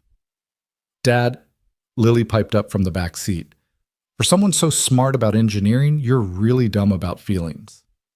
The next morning, Daniel arrived at work to find his office filled with flowers. Not a bouquet, an entire garden's worth covering every surface. The card simply said, "Thank you for last night, I." Kevin stuck his head in, grinning. "Someone's got an admirer." "It's just a thank you," Daniel muttered, though he carefully moved the card to his wallet. "Right, because everyone sends $5,000 worth of flowers to say thanks." The Lifeline project consumed the next weeks. They were close to a final prototype, something that could actually be manufactured and distributed. Daniel pushed the team harder than ever, knowing that other companies were racing to beat them to market. The breakthrough came at 3 a.m. on a Tuesday. Sarah had been working on the drug delivery system when she suddenly shouted, bringing everyone running. "I've got it." She held up what looked like a pen. Single-use, preloaded, color-coded caps for different drugs. No measurement needed, no calculation required. Just match the color to the symptom guide and inject. Daniel tested it on a mannequin, the simplicity beautiful. "This is it. This is what we've been looking for." "We still need to integrate it with the diagnostic system," Kevin said, but he was smiling. "Then let's integrate it," Isabella said from the doorway. None of them had heard her arrive. "I want a working prototype by end of week." They worked straight through, catching catnaps on office couches, living on coffee and takeout. Daniel called his daughters twice a day, apologizing for his absence, but they understood. This was important. By Friday afternoon, they had it.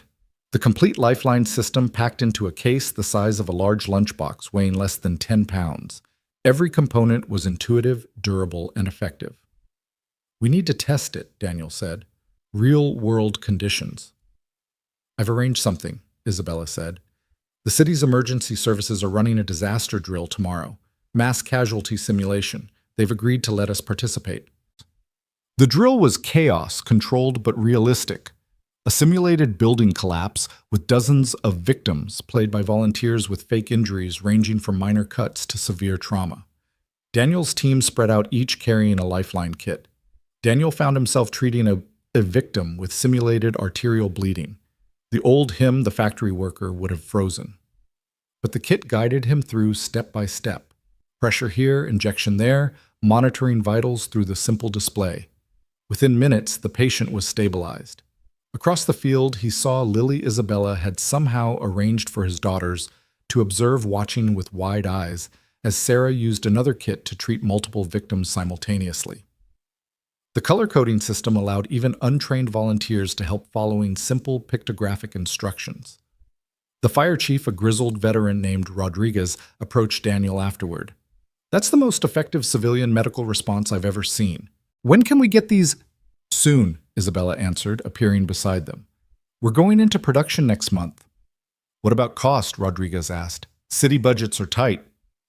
"We're implementing a tiered pricing system," Isabella explained. "Full price for private hospitals and wealthy districts, subsidized rates for public services, and donation programs for underserved areas." Rodriguez looked skeptical. "Your board approved that." "My board doesn't get a vote," Isabella said firmly. "This technology will save lives regardless of economic status." That evening, the team celebrated at a local bar. For the first time in months, they could relax knowing they'd created something extraordinary. Daniel nursed a beer watching his team laugh and joke, feeling a pride different from any factory accomplishment. "You did this," Isabella said, sliding onto the bar stool beside him. "You took a failed project and turned it into something revolutionary." "We did this," Daniel corrected. "All of us." "But you let us. You showed us what really mattered." She was quiet for a moment. "My father would have loved you. Based on what you've told me about him, I would have loved him too." Isabella turned to face him fully. "Daniel, that night at my apartment before we were interrupted." "Isabella," he started, but she pressed a finger to his lips. "Let me finish. I know this is complicated. I'm your boss, you're still grieving your wife, and we have a professional relationship that could be jeopardized. I know all the reasons this is a bad idea. But when I was drowning in that car when I thought I was going to die, my biggest regret wasn't about the company or the money or any of that. It was that I'd never let anyone really know me. I'd never taken the risk of being vulnerable with someone." Daniel set down his beer, giving her his full attention. "And now I know that life's too short and too uncertain to let fear make decisions for us." She took a breath. "I'm falling in love with you, Daniel Hayes. Not because you saved my life, but because of who you are. The way you think, the way you love your daughters, the way you see solutions where others see problems." Daniel felt his heart racing like it hadn't since Rebecca's diagnosis. "Isabella, you don't have to say anything. I just needed you to know." But Daniel was already moving, cupping her face in his calloused hands, kissing her with all the longing he'd been suppressing for months. She kissed him back, and for a moment, the bar, the team, the world itself disappeared. When they parted, both breathing hard, Daniel saw tears in Isabella's eyes. "I thought I'd never feel this again," he whispered. "After Rebecca, I thought that part of me died with her." "Maybe it did," Isabella said softly. "Maybe this is something new built on the foundation of who you were but reaching toward who you're becoming." Sarah's wolf whistle broke the moment, and they realized the entire team was watching with huge grins. "About damn time," Kevin called out. "We've been placing bets for weeks." Daniel felt his face burn, but Isabella just laughed. "Who won?" "Margaret," Sarah admitted. "She said it would happen during the celebration party." "Margaret knows everything," Isabella said, then kissed Daniel again to the cheers of their team. But the celebration was short-lived. Daniel's phone rang, Mrs. Chen frantic. "Daniel, there are men at your apartment. They said they're federal agents, but something feels wrong." Daniel's blood went cold. "Where are my daughters?" "I have them at my place, but these men, they're going through your apartment," and the line went dead. Daniel was already moving Isabella beside him. "Thomas?" she called to her security chief, who'd been nursing a club soda in the corner. "We have a situation." They raced across the city, Thomas driving with professional skill while coordinating with his team over encrypted comms. By the time they reached Daniel's apartment building, real federal agents were already there. "Mr. Hayes, Agent Morrison, whom Daniel recognized from the previous investigations, approached them. "We have a problem. Someone impersonated federal agents to search your apartment. They were looking for something specific. Daniel's apartment was ransacked, but not randomly. Whoever had searched it had been methodical professional. They were looking for lifeline data, Isabella said with certainty. They must think Daniel keeps copies at home. Do you? Morrison asked. Of course not. All work stays at the office. But something was nagging at Daniel. He went to his bedroom to Rebecca's jewelry box that he'd never been able to pack away. Inside, beneath her wedding ring and the locket with their daughter's baby pictures, was a flash drive. What is that? Isabella asked. Rebecca's medical records. I digitized everything after she died, trying to understand if we could have caught it earlier. Daniel pulled out the drive and his heart sank. Someone had marked it with a tiny dot of red ink. They found it. They marked it, but left it. Why would they? Isabella's eyes widened. They think that's where you hid lifeline data. They're planning to come back for it. Agent Morrison immediately began coordinating a surveillance operation. We'll use it as bait. When they come back, we'll be waiting. My daughters, Daniel said. They're not safe. We're moving them to a secure location, Morrison assured him. This ends tonight. The trap was set. Daniel and his daughters were relocated to a safe house while agents waited in and around the apartment. Isabella insisted on staying with them despite Morrison's protests. They're after my technology, she said firmly. I'm involved whether you like it or not. The safe house was a modest suburban home, unremarkable from the outside, but equipped with state-of-the-art security. Daniel's daughters were scared, but trying to be brave. Maya comforting Lily while pretending she wasn't terrified herself. This is like a movie, Lily said, trying to find excitement in the fear. Movies end in 2 hours, Maya replied. This is real life. Isabella sat with them telling stories about her father's early days building the company, how he'd started in a garage with nothing but ideas and determination. Daniel watched her with his daughters, saw how naturally she fit into their dynamic, and felt something in his chest that was equal parts joy and terror. His phone buzzed a message from Morrison. They took the bait. 3 men heavily armed. We're moving in. The next 20 minutes felt like hours. Daniel paced while Isabella kept the girls distracted with card games. Finally, Morrison called. We got them. Professional mercenaries hired through intermediaries. But Daniel, we found something else. They had detailed information about your family, your routines, your daughter's schools. This wasn't just about Lifeline. What do you mean? Someone wants leverage over Ms. Carter. They knew about your relationship, about how important you've become to her. You and your daughters were going to be kidnapped, used to force her to hand over the technology. Daniel felt sick. His involvement with Isabella had put his children in danger. We've traced the money, Morrison continued. It leads back to Marcus Bellamy, Ms. Carter's CFO. Isabella went rigid. Marcus? But he's been with the company for 15 years. He was my father's friend. Apparently, he's been planning this for a while. He's been shorting Carter Innovation stock while secretly buying shares in your competitors. If Lifeline fails or gets stolen, he makes millions. Where is he now? Isabella's voice was deadly calm. Unknown. He didn't show up for work today. We have a warrant, but... He has a cabin, Isabella interrupted. In the mountains. My father gave it to him as a bonus years ago. She grabbed her phone, pulling up the address. If he's running, that's where he'll go. Morrison wanted to handle it officially, but Isabella was already moving. This is personal now. He threatened Daniel's children. He betrayed my father's memory. I'm going. Isabella, no.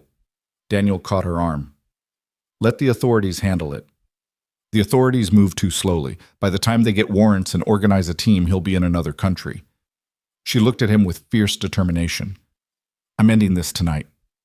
Thomas was already bringing the car around. Daniel looked at his daughters, then at Isabella. I'm coming with you. Dad, no. Maya protested. I'll be back soon. He promised, hugging them both. Agent Morrison will keep you safe. The drive to the mountains took 2 hours. Thomas had called in his team, and 3 vehicles wound through the dark mountain roads in formation. Isabella sat beside Daniel, her hand in his, both of them silent. The cabin appeared dark when they arrived, but Thomas's thermal scanner showed one heat signature inside. "He's in the back room," Thomas reported, "probably destroying evidence." "We go in fast," Isabella decided, "before he can finish." But as they approached, Marcus's voice called out, "I know you're there, Isabella. Come in. Let's discuss this like civilized people." Isabella started forward, but Daniel stopped her. "It could be a trap." "Everything's been a trap?" she replied. "At least this one's in the open." They entered together, Thomas and his team covering them. Marcus sat at a desk, a fire burning in the fireplace beside him, papers turning to ash. "Too late," he said calmly. "All the evidence is gone. You can't prove anything." "The mercenaries will talk," Isabella said. "Hired through intermediaries who've already disappeared. Everything leads to dead ends." Marcus stood straightening his expensive suit. "I've been planning this for 3 years, ever since you started prioritizing philanthropy over profit. My father built this company to help people. Your father was a romantic fool, and so are you." Marcus's composure cracked slightly. "Do you know what our stock price could be if we operated like a real corporation? If we charged what the market would bear instead of practically giving away our innovations? We make plenty of profit.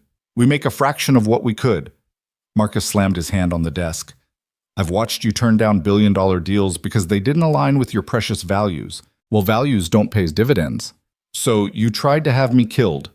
Isabella's voice was ice. "That was Stein's idea. Too crude for my taste. I preferred the long game: steal the technology, sell it to the highest bidder, let the company crumble while I profit from its fall." "Except you failed," Daniel said. "We stopped every attempt." Marcus looked at him with contempt.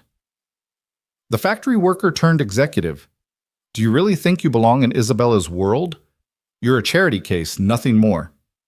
Daniel felt Isabella tense beside him, but he squeezed her hand. "Maybe I am. But I'm the charity case who helped build something that will save thousands of lives. What have you built besides schemes and betrayals?" "Enough talk," Thomas said, moving forward with zip-tie restraints. "Marcus Bellamy, you're under arrest for conspiracy, industrial espionage, and attempted kidnapping." But Marcus had one more card to play.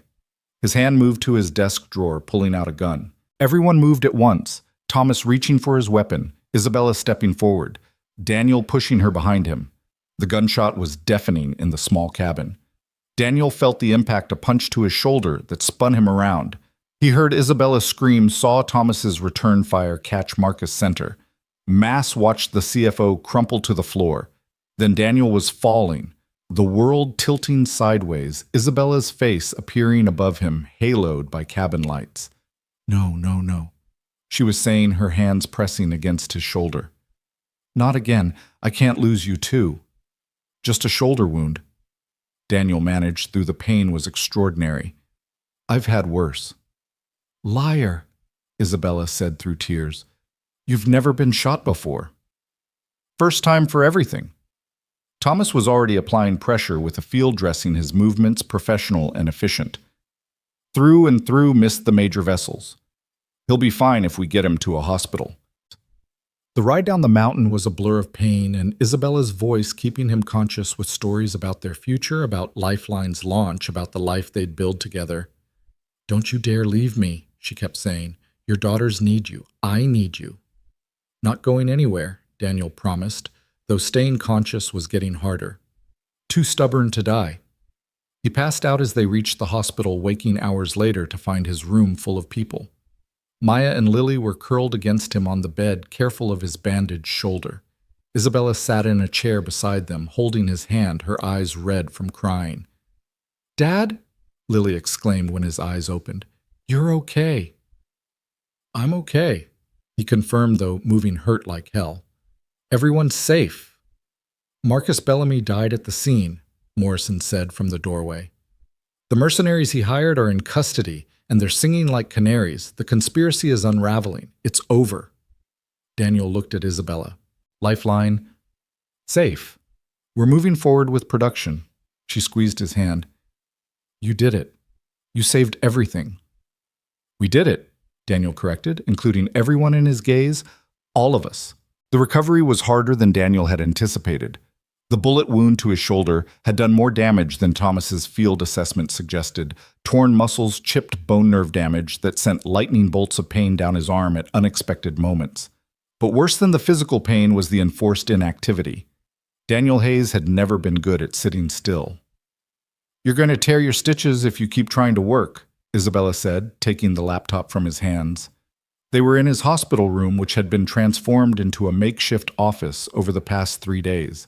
Blueprints covered every surface, tablets and phones scattered across the bedside table. "The launch is in 2 weeks," Daniel protested. "There are still calibrations to run, manufacturing specs to approve, all of which Kevin and Sarah are handling perfectly well." Isabella sat on the edge of his bed, her hand finding his uninjured one. "You've built an excellent team. Let them prove it." Through the window, Daniel could see Maya and Lily in the hallway talking with Agent Morrison. The federal protection was still in place, though the immediate threat had passed with Marcus's death. His daughters had shown remarkable resilience, but he caught moments when they thought he wasn't looking. Maya's hand shaking as she did homework, Lily jumping at sudden noises. "They're scared," he said quietly. "My girls, they're trying to be brave, but they're scared."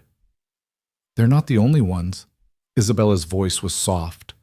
"When I saw you fall in that cabin, when I saw the blood..." She stopped composing herself. "I realized something. I've been so focused on not losing you that I haven't been thinking about what it means to truly have you." "What do you mean?" Isabella stood pacing to the window. "Your daughters need stability. They've been through so much, losing their mother, the financial struggles, now this violence, because of your connection to me. Maybe we should..." "Don't." Daniel's voice was firm. "Don't you dare finish that sentence." She turned to face him, tears threatening. "But what if being with me puts them in more danger? What if a meteor hits the Earth tomorrow? What if the stock market crashes? What if 1,000 things that might happen?" Daniel struggled to sit up straighter, ignoring the pain. "Isabella, my daughters have seen me happier in the past few months than I've been since Rebecca died. Not because of the money or the job, but because of you. Daniel, Lily asked me last week if you could come to her school's career day. Maya wants your advice on her college applications. They're not just accepting you, they're choosing you." He held out his hand, and after a moment she took it. "We all are." A knock interrupted them. Kevin entered carrying a prototype case. "Sorry to interrupt, but we have a problem." Daniel's stomach dropped. "What kind of problem?" "The FDA accelerated their review of Lifeline. They want a full demonstration tomorrow morning. If we pass, we get immediate approval for nationwide distribution. If we fail, we won't be able to launch for another year," Isabella finished. "Maybe longer. Tomorrow." Daniel tried to stand, but the room spun. Isabella steadied him, easing him back onto the bed. "I need to be there." "You can barely stand," Isabella pointed out. "Then I'll sit. But this is our moment. Everything we've worked for." He looked at Kevin. "What specific concerns does the FDA have?" Kevin pulled up a tablet, scrolling through documents. "They want to see real-world application by non-medical personnel. They're bringing in volunteers with no training, simulating a mass casualty event. If our system isn't truly intuitive, if average people can't use it effectively..." "We've tested for this," Daniel said, though doubt crept in. "Sarah ran dozens of simulations." "With volunteers who knew they were helping test a medical device," Kevin countered. "The FDA wants to see what happens when someone finds Lifeline in a crisis, without any context." Daniel's mind raced through possibilities, adjustments they could make, but Isabella was already taking charge. "Kevin, gather the team. We're going to run our own simulation tonight. Find volunteers from outside the company, janitors, food service workers, anyone who hasn't been exposed to Lifeline. We'll identify any remaining issues and fix them before morning." After Kevin left, Daniel struggled with frustration. "I should be there." "You should be healing." Isabella kissed his forehead. "Trust your team. Trust me." That evening, while Isabella and the team ran simulations at Carter Innovations, Daniel found himself alone with his daughters for the first time since the shooting. Maya had brought his favorite soup from the deli near their apartment, and Lily had made cookies that were slightly burned but made with love. "Dad," Maya said carefully, "we need to talk about something." Daniel set down his soup, giving her his full attention. What is it, sweetheart? If you and Ms. Carter, Isabella, if you two are going to be together, what does that mean for us? What do you want it to mean? Lily spoke up. Would she be like our new mom? Daniel's heart clenched. No one could replace your mother. No one would try. But Isabella cares about you both very much. We know, Maya said. She called us every day while you were unconscious. She made sure we had everything we needed, even offered to hire tutors so we wouldn't fall behind in school while we were here. She said we could call her whenever we wanted, Lily added. Even gave us her personal number. Daniel hadn't known that. And how do you feel about that? Maya and Lily exchanged glances, having one of those silent conversations that sisters perfect over years of shared experiences. Mom would want you to be happy, Maya said finally. And Isabella makes you happy. Plus, she's kind of amazing. Did you know she has 3 patents in biomedical engineering? She told us about the scholarship program, Lily added, how she wants to help kids like us get opportunities. That's really cool. So you're okay with this? Daniel asked. With Isabella and me. Dad, Maya said with teenage exasperation, we've been okay with it longer than you have. You're the one who needed convincing. That night, Daniel barely slept. Not from pain, though his shoulder throbbed constantly, but from anxiety about the FDA demonstration. Everything they'd worked for came down to tomorrow morning. At 3 a.m., his phone buzzed with a text from Isabella. Simulation revealed issues. Fix them. Stop worrying and rest. At 4 a.m. Still awake. Your daughter said you do this, stay up all night worrying about things you can't control. At 4:30 a.m. I'm coming to get you. You should be there tomorrow, even if you have to be in a wheelchair. By 6 a.m., Isabella arrived with Thomas and a wheelchair that Daniel protested but ultimately accepted. His daughters were already dressed and ready, having anticipated this development. We're coming too, Maya announced in a tone that brooked no argument. This is our family's work. We should be there. The FDA had taken over Carter Innovation's largest testing facility, transforming it into a disaster scene. Volunteers milled about, unaware of what they'd be asked to do. The FDA administrators, a panel of severe-looking individuals in dark suits, sat behind the observation window with tablets and clipboards. Dr. Patricia Henshaw, the lead administrator, approached them. Ms. Carter, Mr. Hayes. I'm surprised to see you here, Mr. Hayes. We heard you were injured. Ah, just a scratch, Daniel lied, though sitting upright was taking all his concentration. We're ready to begin, Dr. Henshaw said. The scenario is a building collapse with multiple casualties. Your volunteers will have 2 minutes to familiarize themselves with Lifeline before we begin. No additional instruction will be permitted. Isabella started to protest the harsh restrictions, but Daniel touched her arm. It's fair. In a real disaster, 2 minutes might be generous. They watched from the observation area as volunteers were handed Lifeline kits. Daniel held his breath as a middle-aged woman, she looked like someone's grandmother, opened a case and stared at the contents with confusion. Then something beautiful happened. She touched the color-coded components, noticed the pictographic instructions embossed on each tool, and her expression cleared. When the simulation began and actors started screaming in fake pain, she moved with purpose. Green for go, she muttered, applying the green-tagged adrenaline injector to a victim in simulated cardiac arrest. The smart sensors in the training dummy registered the correct dosage and location. Red for stop bleeding. She used the compression bandages exactly as designed. Across the room, a teenager who'd probably never seen anything more medical than a Band-Aid was successfully stabilizing a victim with simulated spinal injuries, the Lifeline's augmented reality overlay guiding him through immobilization procedures. How are they doing this? Dr. Henshaw asked, genuine surprise in her voice. We designed for fear, Daniel said, leaning forward despite the pain it caused. When people are scared, they need simple, clear directions. Every component has one primary function identified by color, shape, and texture. You could use Lifeline in complete darkness and still save lives. For 30 minutes, the simulation continued. Volunteers made mistakes, certainly, but they were non-fatal errors. More importantly, they were learning as they went, each success building confidence for the next challenge. When it ended, the statistics were undeniable. The volunteers had successfully stabilized 87% of the victims with zero critical errors that would have resulted in death. In a traditional mass casualty event without lifeline, Dr. Henshaw said, reviewing her tablet, we'd expect maybe 40% successful interventions from untrained civilians with significant risk of causing additional harm. So we passed, Isabella asked, though it sounded more like a demand than a question. Dr. Henshaw looked at her colleagues, who were all nodding. Not only passed, Ms. Carter, this is the most effective emergency medical device we've ever evaluated. The FDA is prepared to fast-track approval for immediate production and distribution. The room erupted in celebration. Kevin actually jumped in the air. Sarah burst into tears, and the rest of the team engaged in a spontaneous group hug that somehow included Daniel's wheelchair.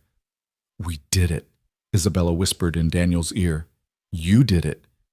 We all did it, Daniel corrected, but he was smiling so hard his face hurt. The next weeks passed in a blur of production schedules, distribution agreements, and media attention. The story of Lifeline's development, born from a dramatic river rescue created by an unlikely partnership between a CEO and a factory worker, captured public imagination. Daniel was finally released from the hospital, though his shoulder still required physical therapy. He returned to work to find his office decorated with banners and a cake that Lily had apparently supervised the making of. Surprise? His younger daughter shouted, then immediately looked worried. Is your shoulder okay? We didn't hurt it, did we? It's perfect, Daniel assured her, pulling both his daughters into a careful hug. The first Lifeline units shipped on a Thursday. Daniel stood with Isabella on the loading dock, watching trucks pull away carrying cases that would soon be saving lives across the country. My father would have loved this moment, Isabella said softly, his dream realized. He would have been proud of you, Daniel said, of what you've built, what you've protected. What we've built, Isabella corrected. I meant what I said before. None of this happens without you. That evening, they had dinner at Isabella's penthouse, a family dinner with Daniel's daughters, helping Isabella cook, while he supervised from a stool, his shoulder still limiting his mobility. It felt natural, comfortable, like they'd been doing this for years instead of months. I have something to tell you all, Isabella said as they ate. The board has approved a new initiative. For every Lifeline unit we sell at full price, we're donating one to underserved communities. That's amazing, Maya exclaimed. How many will that be?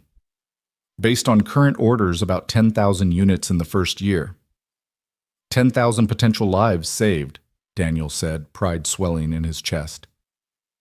More than that, Isabella said. Each unit can be used multiple times by multiple people. We're talking about hundreds of thousands of interventions. Lily had been quiet, pushing food around her plate. Finally, she spoke up. Mom would have thought this was really cool. The table went silent. They rarely talked about Rebecca directly, the wound still tender, even after 3 years. Tell me about her, Isabella said gently. What would she have liked about it? Lily looked surprised, then smiled. She always said helping people was the most important thing. When she was sick, even when she felt really bad, she'd still make cookies for the other patients in chemo. She said making someone else smile made her feel better. She sounds wonderful, Isabella said. Maya added, she would have liked you. You're both fighters. Daniel felt tears threaten. His daughters had never talked about Rebecca with Isabella before, had kept that part of their lives separate. This felt like a bridge being built, a connection being acknowledged. I would have been honored to know her, Isabella said, and I'm honored that you're sharing her with me now. Later, after the girls had fallen asleep on the couch watching a movie, Daniel and Isabella stood on the terrace, the city lights twinkling below. Thank you, Daniel said, for what you said about Rebecca, for making the girls feel comfortable talking about her. She's part of your story, Isabella said simply. All of your stories. I'm not trying to replace her or make you forget. I just want to be part of the next chapter. Daniel turned to face her, fully seeing the vulnerability in her eyes. You already are. You have been since that night on the bridge. That feels like a lifetime ago. It was. We're different people now than we were then. Isabella leaned against him, carefully mindful of his shoulder. Better people. Definitely better. Probably happier. certainly more complete. They stood in comfortable silence, watching the city sleep below them. Then Isabella's phone buzzed. She looked at it and gasped. "What is it?" Daniel asked, immediately alert. "The first field report. EMTs in Chicago just used Lifeline to save 3 people from a car accident. The EMTs said it made the difference between life and death." Daniel felt something release in his chest, a tension he'd been carrying since that night in the river. They'd done it.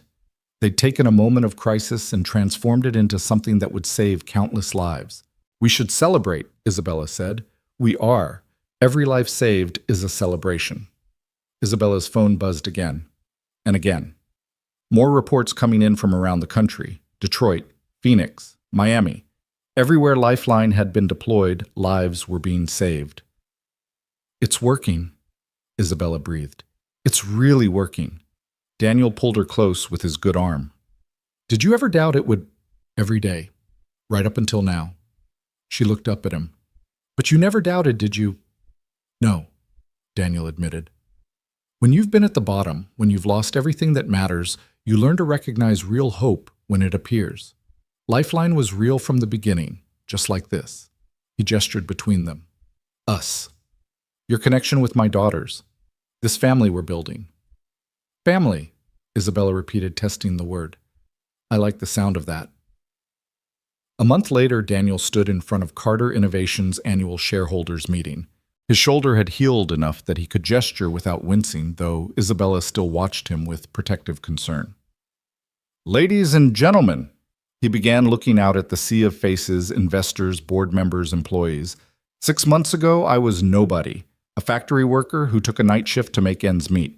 Today, I stand before you as proof that innovation doesn't always come from boardrooms or laboratories. Sometimes it comes from desperation. Sometimes it comes from necessity. And sometimes it comes from jumping into a freezing river because it's the right thing to do." He clicked to the first slide showing Lifeline deployment statistics. "In our first month, Lifeline has been used in over 3,000 emergency interventions. The success rate is 94%. That translates to approximately 2,800 lives that might have been lost without this technology." The room erupted in applause, but Daniel wasn't finished. "But numbers don't tell the whole story. Let me introduce you to someone."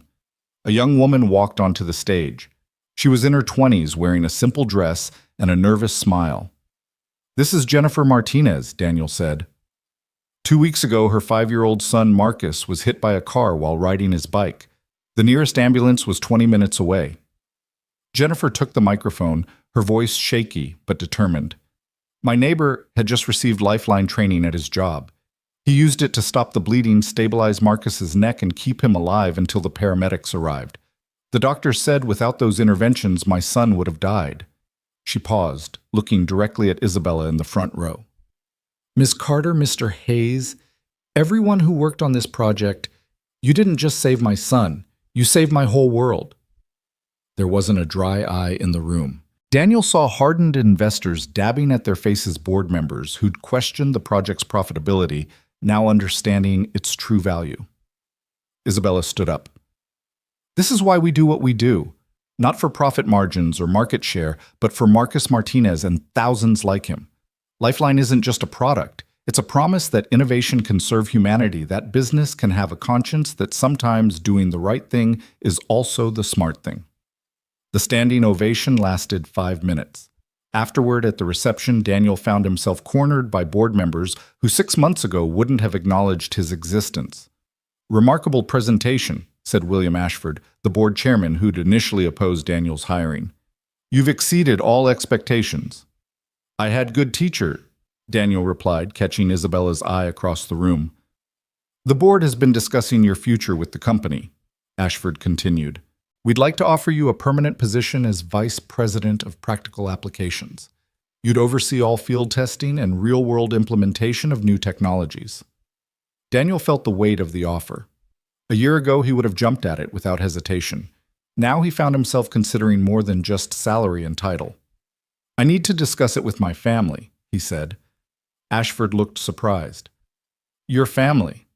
"My daughters, and Isabella. We make decisions together now." Understanding dawned in the older man's eyes. "I see. Well, the offer stands. Take your time. That evening, Daniel did exactly what he'd said. He discussed it with his family. They sat around his kitchen table, the same one where he'd once spread out bills he couldn't pay, now covered with Chinese takeout, an opportunity.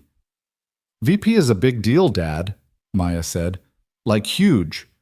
But it would mean more hours, Daniel pointed out. More travel, less time with you both. We're not little kids anymore, Maya said, though Lily made a face at this. We can handle it. What do you think? Daniel asked Isabella. She reached across the table, taking his hand. I think you've spent your whole life making decisions based on survival.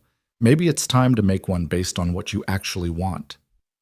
What I want is complicated, Daniel admitted. I want to keep making a difference. I want to be there for my daughters. He looked at Isabella. I want us to have a future that isn't defined by our jobs.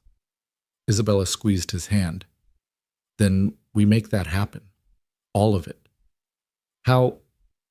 By being creative, by setting boundaries, by remembering that we control the technology, not the other way around.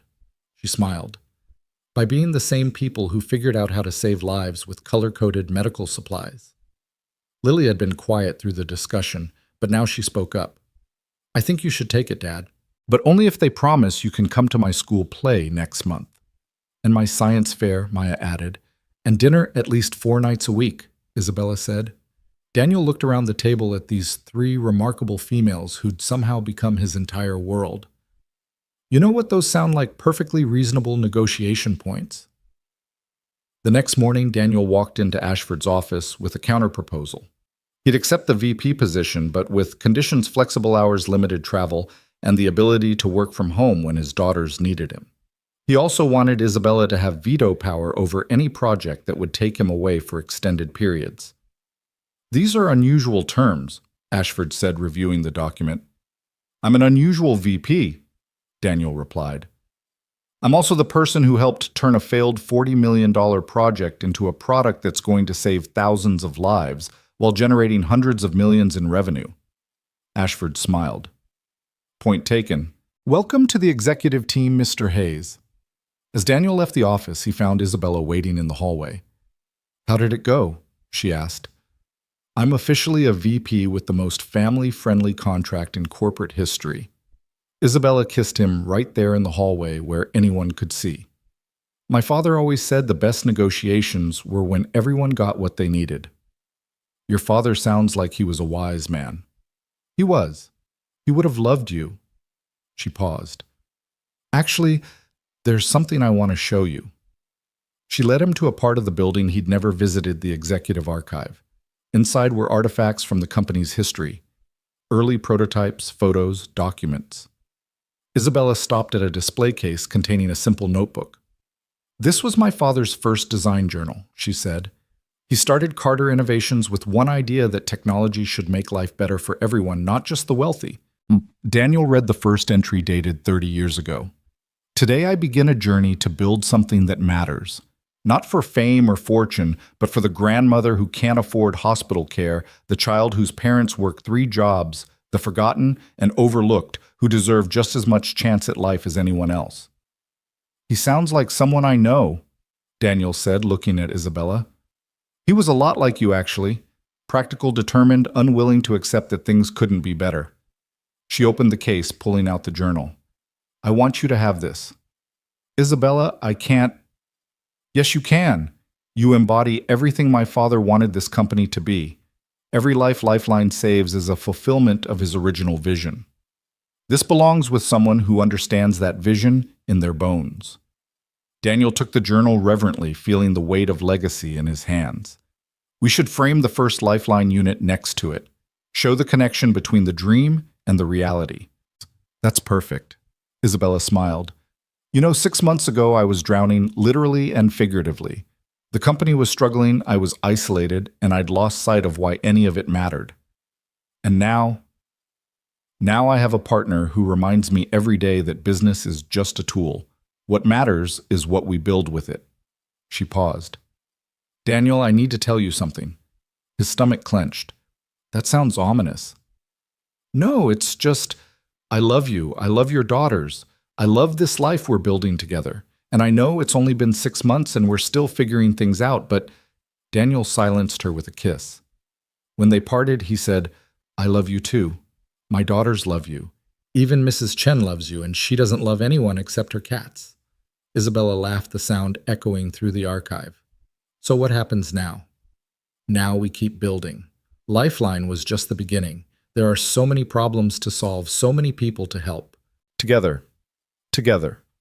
That weekend they held the official Lifeline launch event, not at some fancy hotel, but at the community center in Daniel's old neighborhood.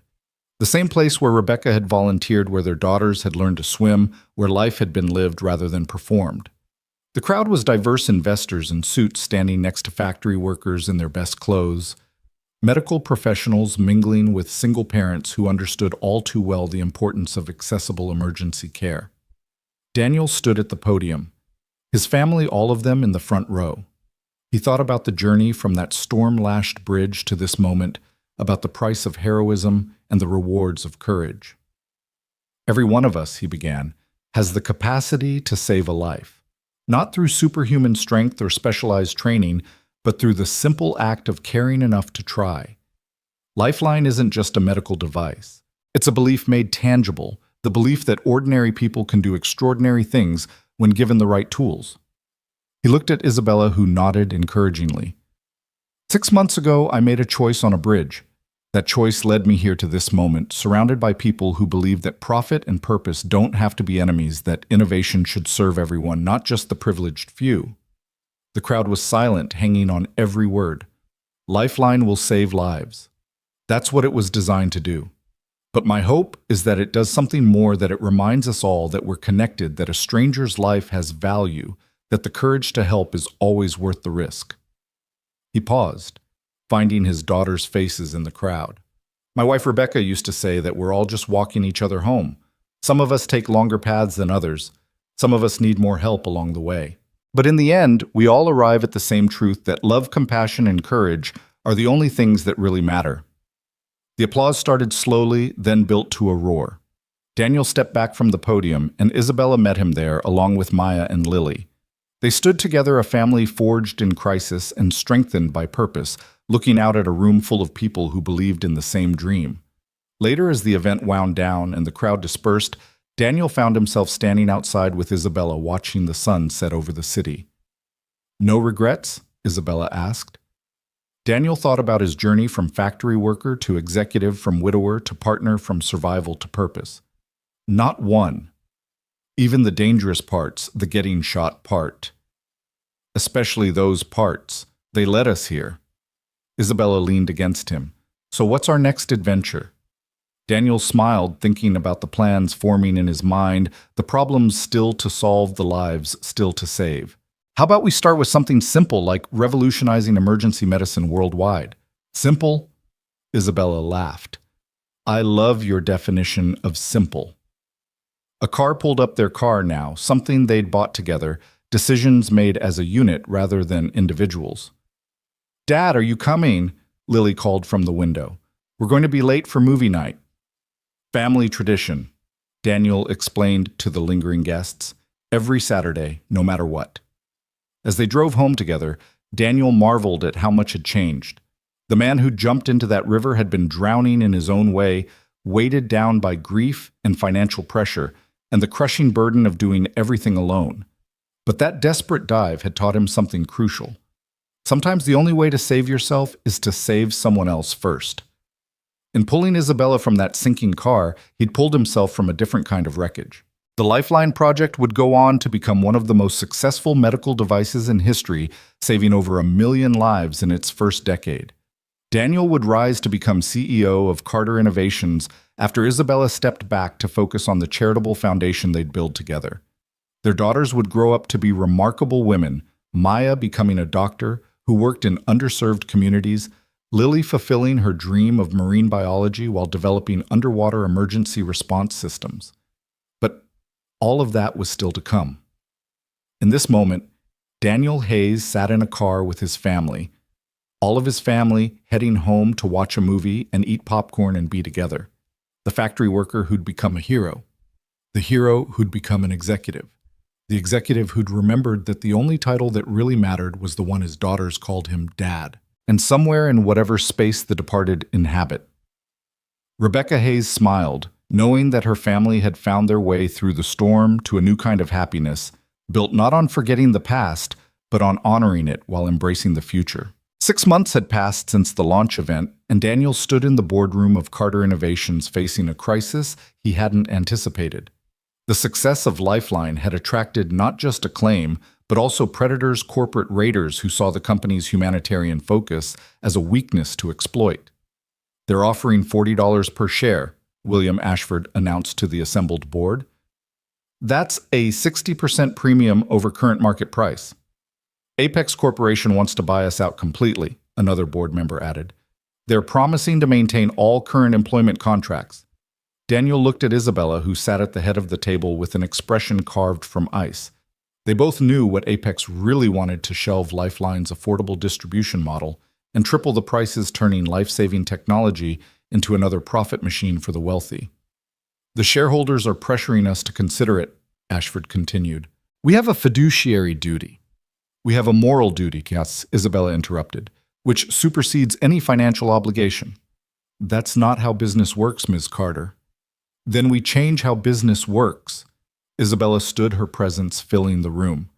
My father built this company on principles. I won't sell those principles for any price. You don't have the votes to stop this, board member Patricia Reeves said gently. You only control 35% of shares. If the board recommends the sale, then I'll fight it, Isabella said simply, with everything I have.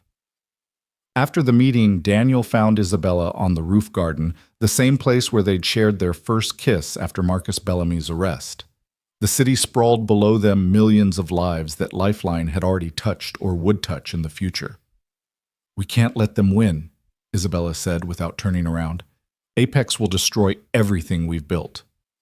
Then we don't let them. Daniel moved beside her. There has to be a way. I've run the numbers a dozen times. Unless we can find investors willing to back us against the takeover, we're finished. And who's going to invest in principles over profit? Daniel's phone buzzed. Maya was calling, which was unusual for the middle of a school day. Sweetheart, is everything okay? Dad, you need to come to the school now and bring Isabella. What's wrong? Well, nothing's wrong. Just trust me. You both need to be here. 20 minutes later, Daniel and Isabella walked into the high school auditorium to find it packed with people. Not just students, but parents, teachers, community members. Maya stood on stage with Lily beside her, both wearing determined expressions that reminded Daniel painfully of their mother. What is this? Daniel asked as Maya approached them. This is us fighting back, Maya said. She handed him a tablet showing a crowdfunding page. We heard about the takeover attempt. Lily and I started this campaign 3 hours ago.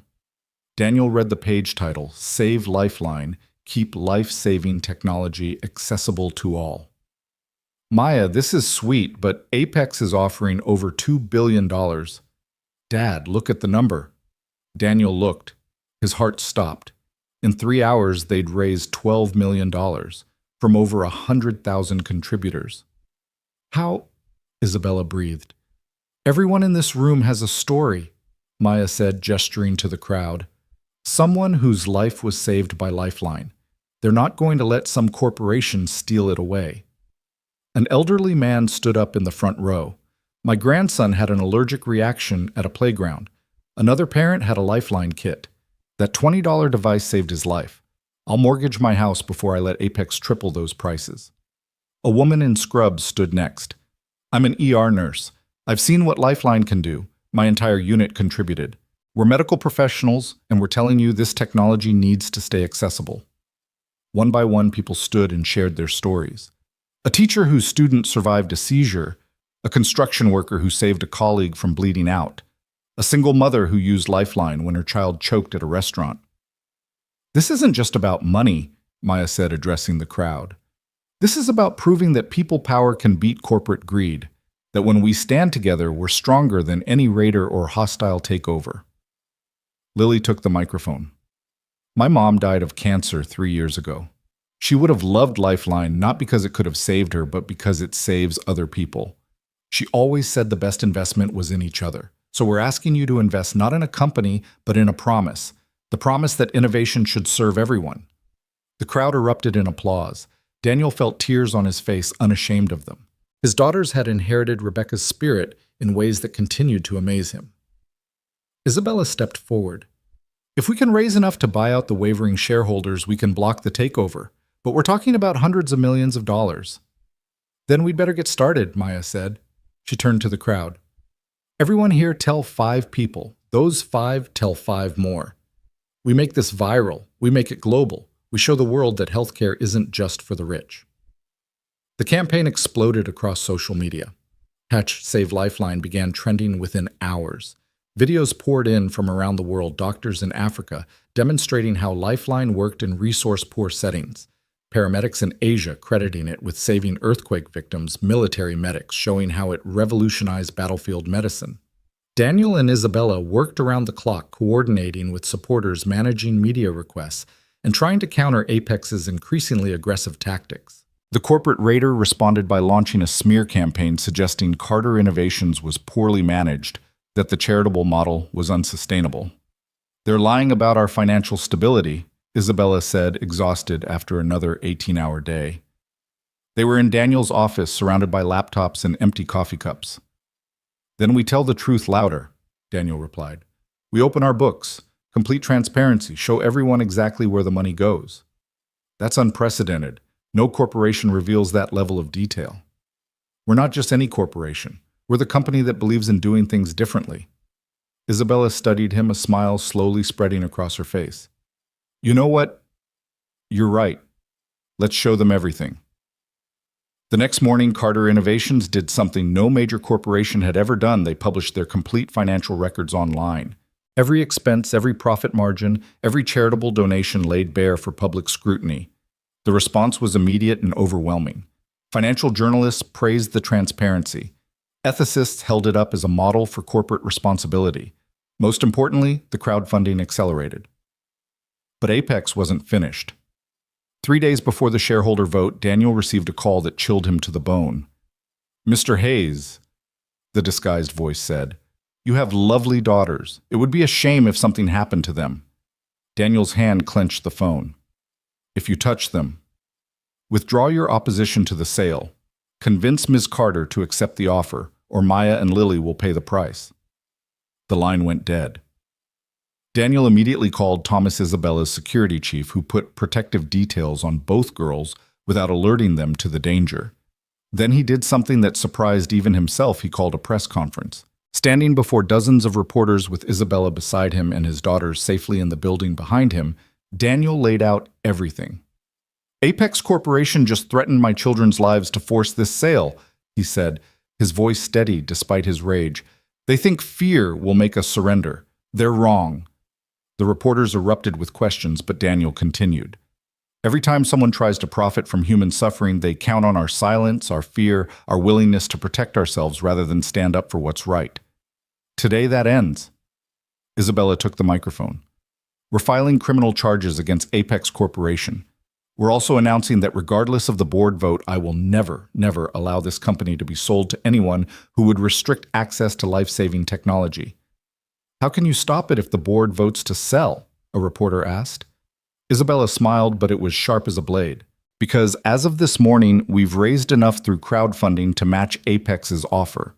Not from one corporate raider, but from 5 million individual contributors around the world. The number stunned even Daniel. 5 million people, averaging $400 each, had contributed $2 billion to save Lifeline. It was unprecedented, impossible, and absolutely real. William Ashford stood up in the crowd of reporters. Daniel hadn't even noticed him there. Ms. Carter, Mr. Hayes, the board met in an emergency session this morning. In light of the public support and the criminal threats from Apex, we're rejecting the takeover unanimously. The room exploded in chaos, reporters shouting questions, cameras flashing, phones ringing. Through it all, Daniel held Isabella's hand, their daughters rushing on stage to embrace them both. We did it, Maya whispered. We actually did it. You did it, Daniel corrected. You and Lily, you mobilized the world. We learned from the best. Lily said, looking between Daniel and Isabella. Both of you. The celebration was short-lived.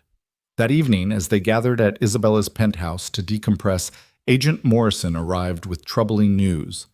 Apex's CEO Richard Stone has disappeared. Our sources suggest he's fled the country, but he left something behind, evidence of a larger conspiracy. Morrison laid out documents on the coffee table. Stone wasn't working alone. There's a network of corporations systematically targeting companies with humanitarian missions.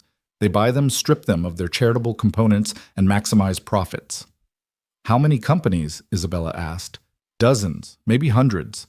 Medical devices, affordable housing initiatives, educational technology, anything that prioritizes access over profit. Daniel studied the documents, his mind already working through possibilities. So stopping the Apex takeover was just the beginning. I'm afraid so, Morrison confirmed. Stone had partners, and they're not going to stop just because one attempt failed. After Morrison left, the family sat in silence for a moment. Then Maya spoke up. We need to build a coalition, companies like ours working together to protect each other. A mutual defense pact for humanitarian corporations, Isabella mused. It could work. It has to work, Daniel said, because what we've built here, it's bigger than just Lifeline now. We've proven that people will fight for accessible health care, for corporate responsibility for each other. We can't let that momentum die. Over the next weeks, they did exactly that. The Humanitarian Business Alliance started with 5 companies and grew to 50 within a month. Each company pledged to support the others against hostile takeovers, to maintain transparent pricing, and to ensure their innovations remained accessible. Daniel found himself traveling, constantly speaking at conferences, meeting with CEOs who wanted to join the alliance. It was exhausting, but exhilarating. For the first time since Rebecca's death, he felt like he was part of something larger than survival. One evening, returning from a trip to Seattle, he found Isabella waiting in his office with an odd expression. What's wrong? He asked immediately. Nothing's wrong. Actually, something's very right. She handed him a tablet showing medical test results. I'm pregnant. The world stopped. Daniel stared at the results, then at Isabella, then back at the results. Pregnant, he repeated, as if saying it would make it more real. 8 weeks. I just found out today. Isabella's voice was uncertain. I know we haven't discussed this, and with everything happening with the company. Daniel kissed her, cutting off her words. When they parted, both were crying. Really? He asked. Really? Oh, we're having a baby. We're having a baby. Daniel pulled her close, his mind spinning with joy and terror in equal measure. What about the company, the alliance, your work? Will continue, Isabella said firmly. Plenty of CEOs have babies. I'll just be doing it with more style. My daughters. Already know. I told them first. I hope that's okay. I wanted to make sure they were comfortable before... What did they say? Isabella smiled. Maya started researching the best prenatal vitamins, and Lily asked if she could name the baby. They're thrilled, Daniel. They want this as much as we do. That evening, they gathered the girls for a family dinner. The conversation was a whirlwind of baby names, nursery designs, and debates about whether a spring or summer baby was better. You know this changes everything, Maya said, practical, as always. Everything's been changing since Dad jumped in that river, Lily pointed out. This is just another adventure. The best adventure? Daniel said, looking at his growing family. The pregnancy progressed alongside the company's evolution. As Isabella's belly grew, so did the Humanitarian Business Alliance. They faced constant challenges, legal battles with corporations trying to circumvent their protections, political pressure from lobbying groups, media attacks funded by their opponents. But they also celebrated victories. Lifeline received FDA approval for an advanced version that could perform basic surgical procedures. The alliance helped 3 member companies fight off hostile takeovers. The crowdfunding model they'd pioneered became a standard tool for protecting humanitarian businesses. Daniel stood in the delivery room 7 months later, holding Isabella's hand as she brought their son into the world. They named him Thomas after Isabella's father, with Rebecca as his middle name. Thomas. Rebecca Hayes Carter, a bridge between past and future. He's perfect, Isabella whispered, exhausted but radiant. He's ours. Daniel replied, marveling at the tiny fingers that gripped his with surprising strength. Maya and Lily met their brother with a mixture of awe and determination. "We'll teach him everything," Lily declared. "How to be brave like Dad, smart like Isabella, and kind like Mom was." "He's lucky," Maya said softly, "to be born into a family that knows how to fight for what matters." The media attention was overwhelming. The baby born from the union of the factory worker turned executive and the CEO who'd revolutionized emergency medicine became a symbol of hope of what was possible when different worlds came together for a common purpose. But for Daniel, sitting in the hospital room with his complete family, the symbolism didn't matter. What mattered was Isabella sleeping peacefully after her ordeal, Maya reading to baby Thomas from a medical textbook. "It's never too early to start learning," she insisted, and Lily carefully painting the baby's tiny fingernails with non-toxic polish because he should look nice for his first photos. 3 years passed in a blur of growth, both corporate and personal. Thomas grew from a baby to a toddler with his father's determination and his mother's brilliant green eyes. Maya graduated as valedictorian and started pre-med at Johns Hopkins with a full scholarship from the Carter Foundation. Lily entered high school with dreams of combining marine biology with emergency medicine, underwater ambulances, she called them, and nobody laughed because they'd learned that impossible dreams had a way of becoming reality in the Hayes-Carter family. Carter Innovations went public with a unique structure that prevented any hostile takeover while maintaining their humanitarian mission. The initial public offering raised $3 billion, all reinvested in expanding Lifeline's reach to developing nations. Daniel, now CEO, after Isabella stepped back to focus on the foundation and their growing family stood before the United Nations General Assembly, invited to speak about the revolution in humanitarian business. 5 years ago, he began looking out at delegates from nearly 200 countries. "I was a factory worker worried about paying my electric bill. Today, I stand here as proof that transformation is possible, not just personal transformation, but systemic change in how we think about business, about innovation, about our obligations to each other." He clicked to show a world map, dots of light indicating every place Lifeline had been deployed.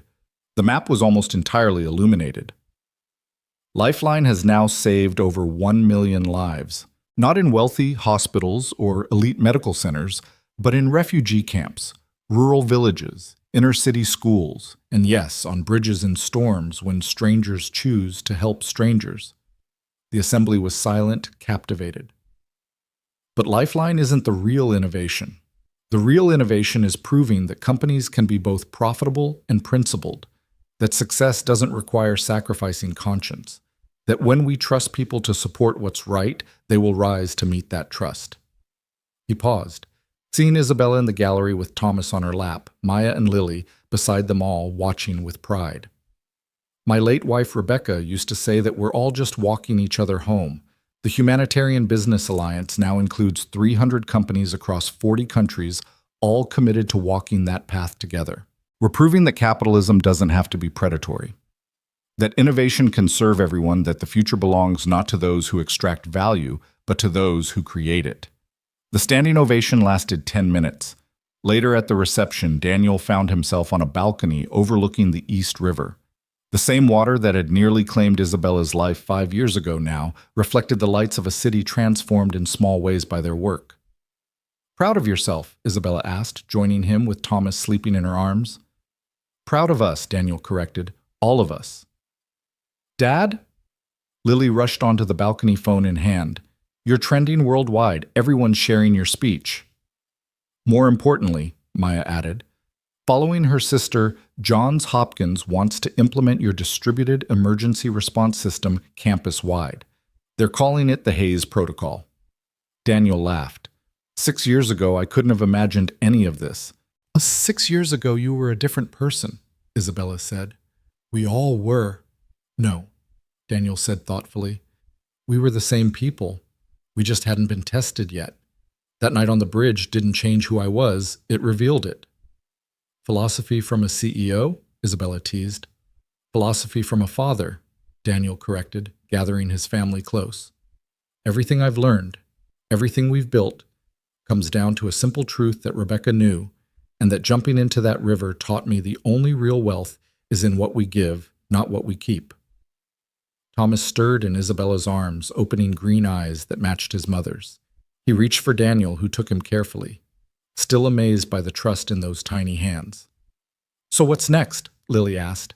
What's the next impossible thing we're going to make possible? Daniel looked at his family, the daughters who'd supported him through the darkest times, the woman who'd given him a second chance at love, the son who represented hope for the future and felt the presence of Rebecca in all of it, her spirit living on in the values they carried forward. "Whatever it is, Jimo," he said, "we'll face it together. That's the only strategy that's never failed us." The moon rose over New York City, the same moon that had witnessed a desperate rescue on a stormy night 5 years ago.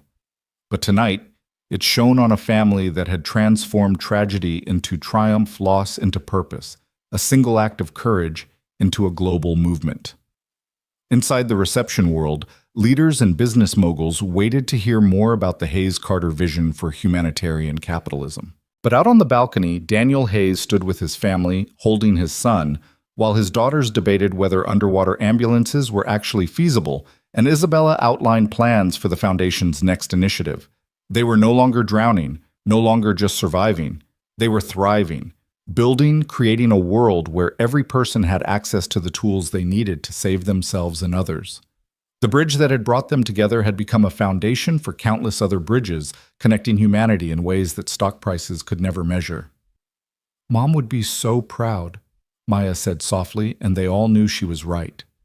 Rebecca Hayes had died believing in the power of love and compassion to change the world.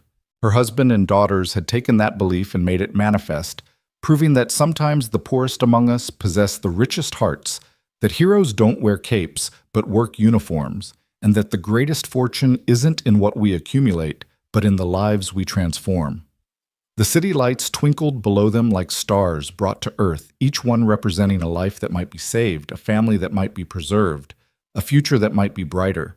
Because 5 years ago, a factory worker chose to stop on a bridge and dive into dark water to save a stranger. That stranger was no longer strange that darkness had given way to light, and that dive had become an ascent that lifted not just 2 people but millions around the world, who now had access to life-saving technology they could afford. Daniel kissed his son's forehead, felt Isabella's hand slip into his, heard his daughters laughing about something on Maya's phone, and knew with absolute certainty that Rebecca was right. They were all just walking each other home. And what a beautiful, purposeful, meaningful walk it had become. The end. But really, it was just the beginning, because every life saved by Lifeline would create ripples touching other lives, inspiring other acts of courage, proving again and again that the best investment isn't in portfolios or profits, but in each other. The Hayes-Carter family had learned that lesson in the most dramatic way possible, and they would spend the rest of their lives teaching it to others, one saved life at a time.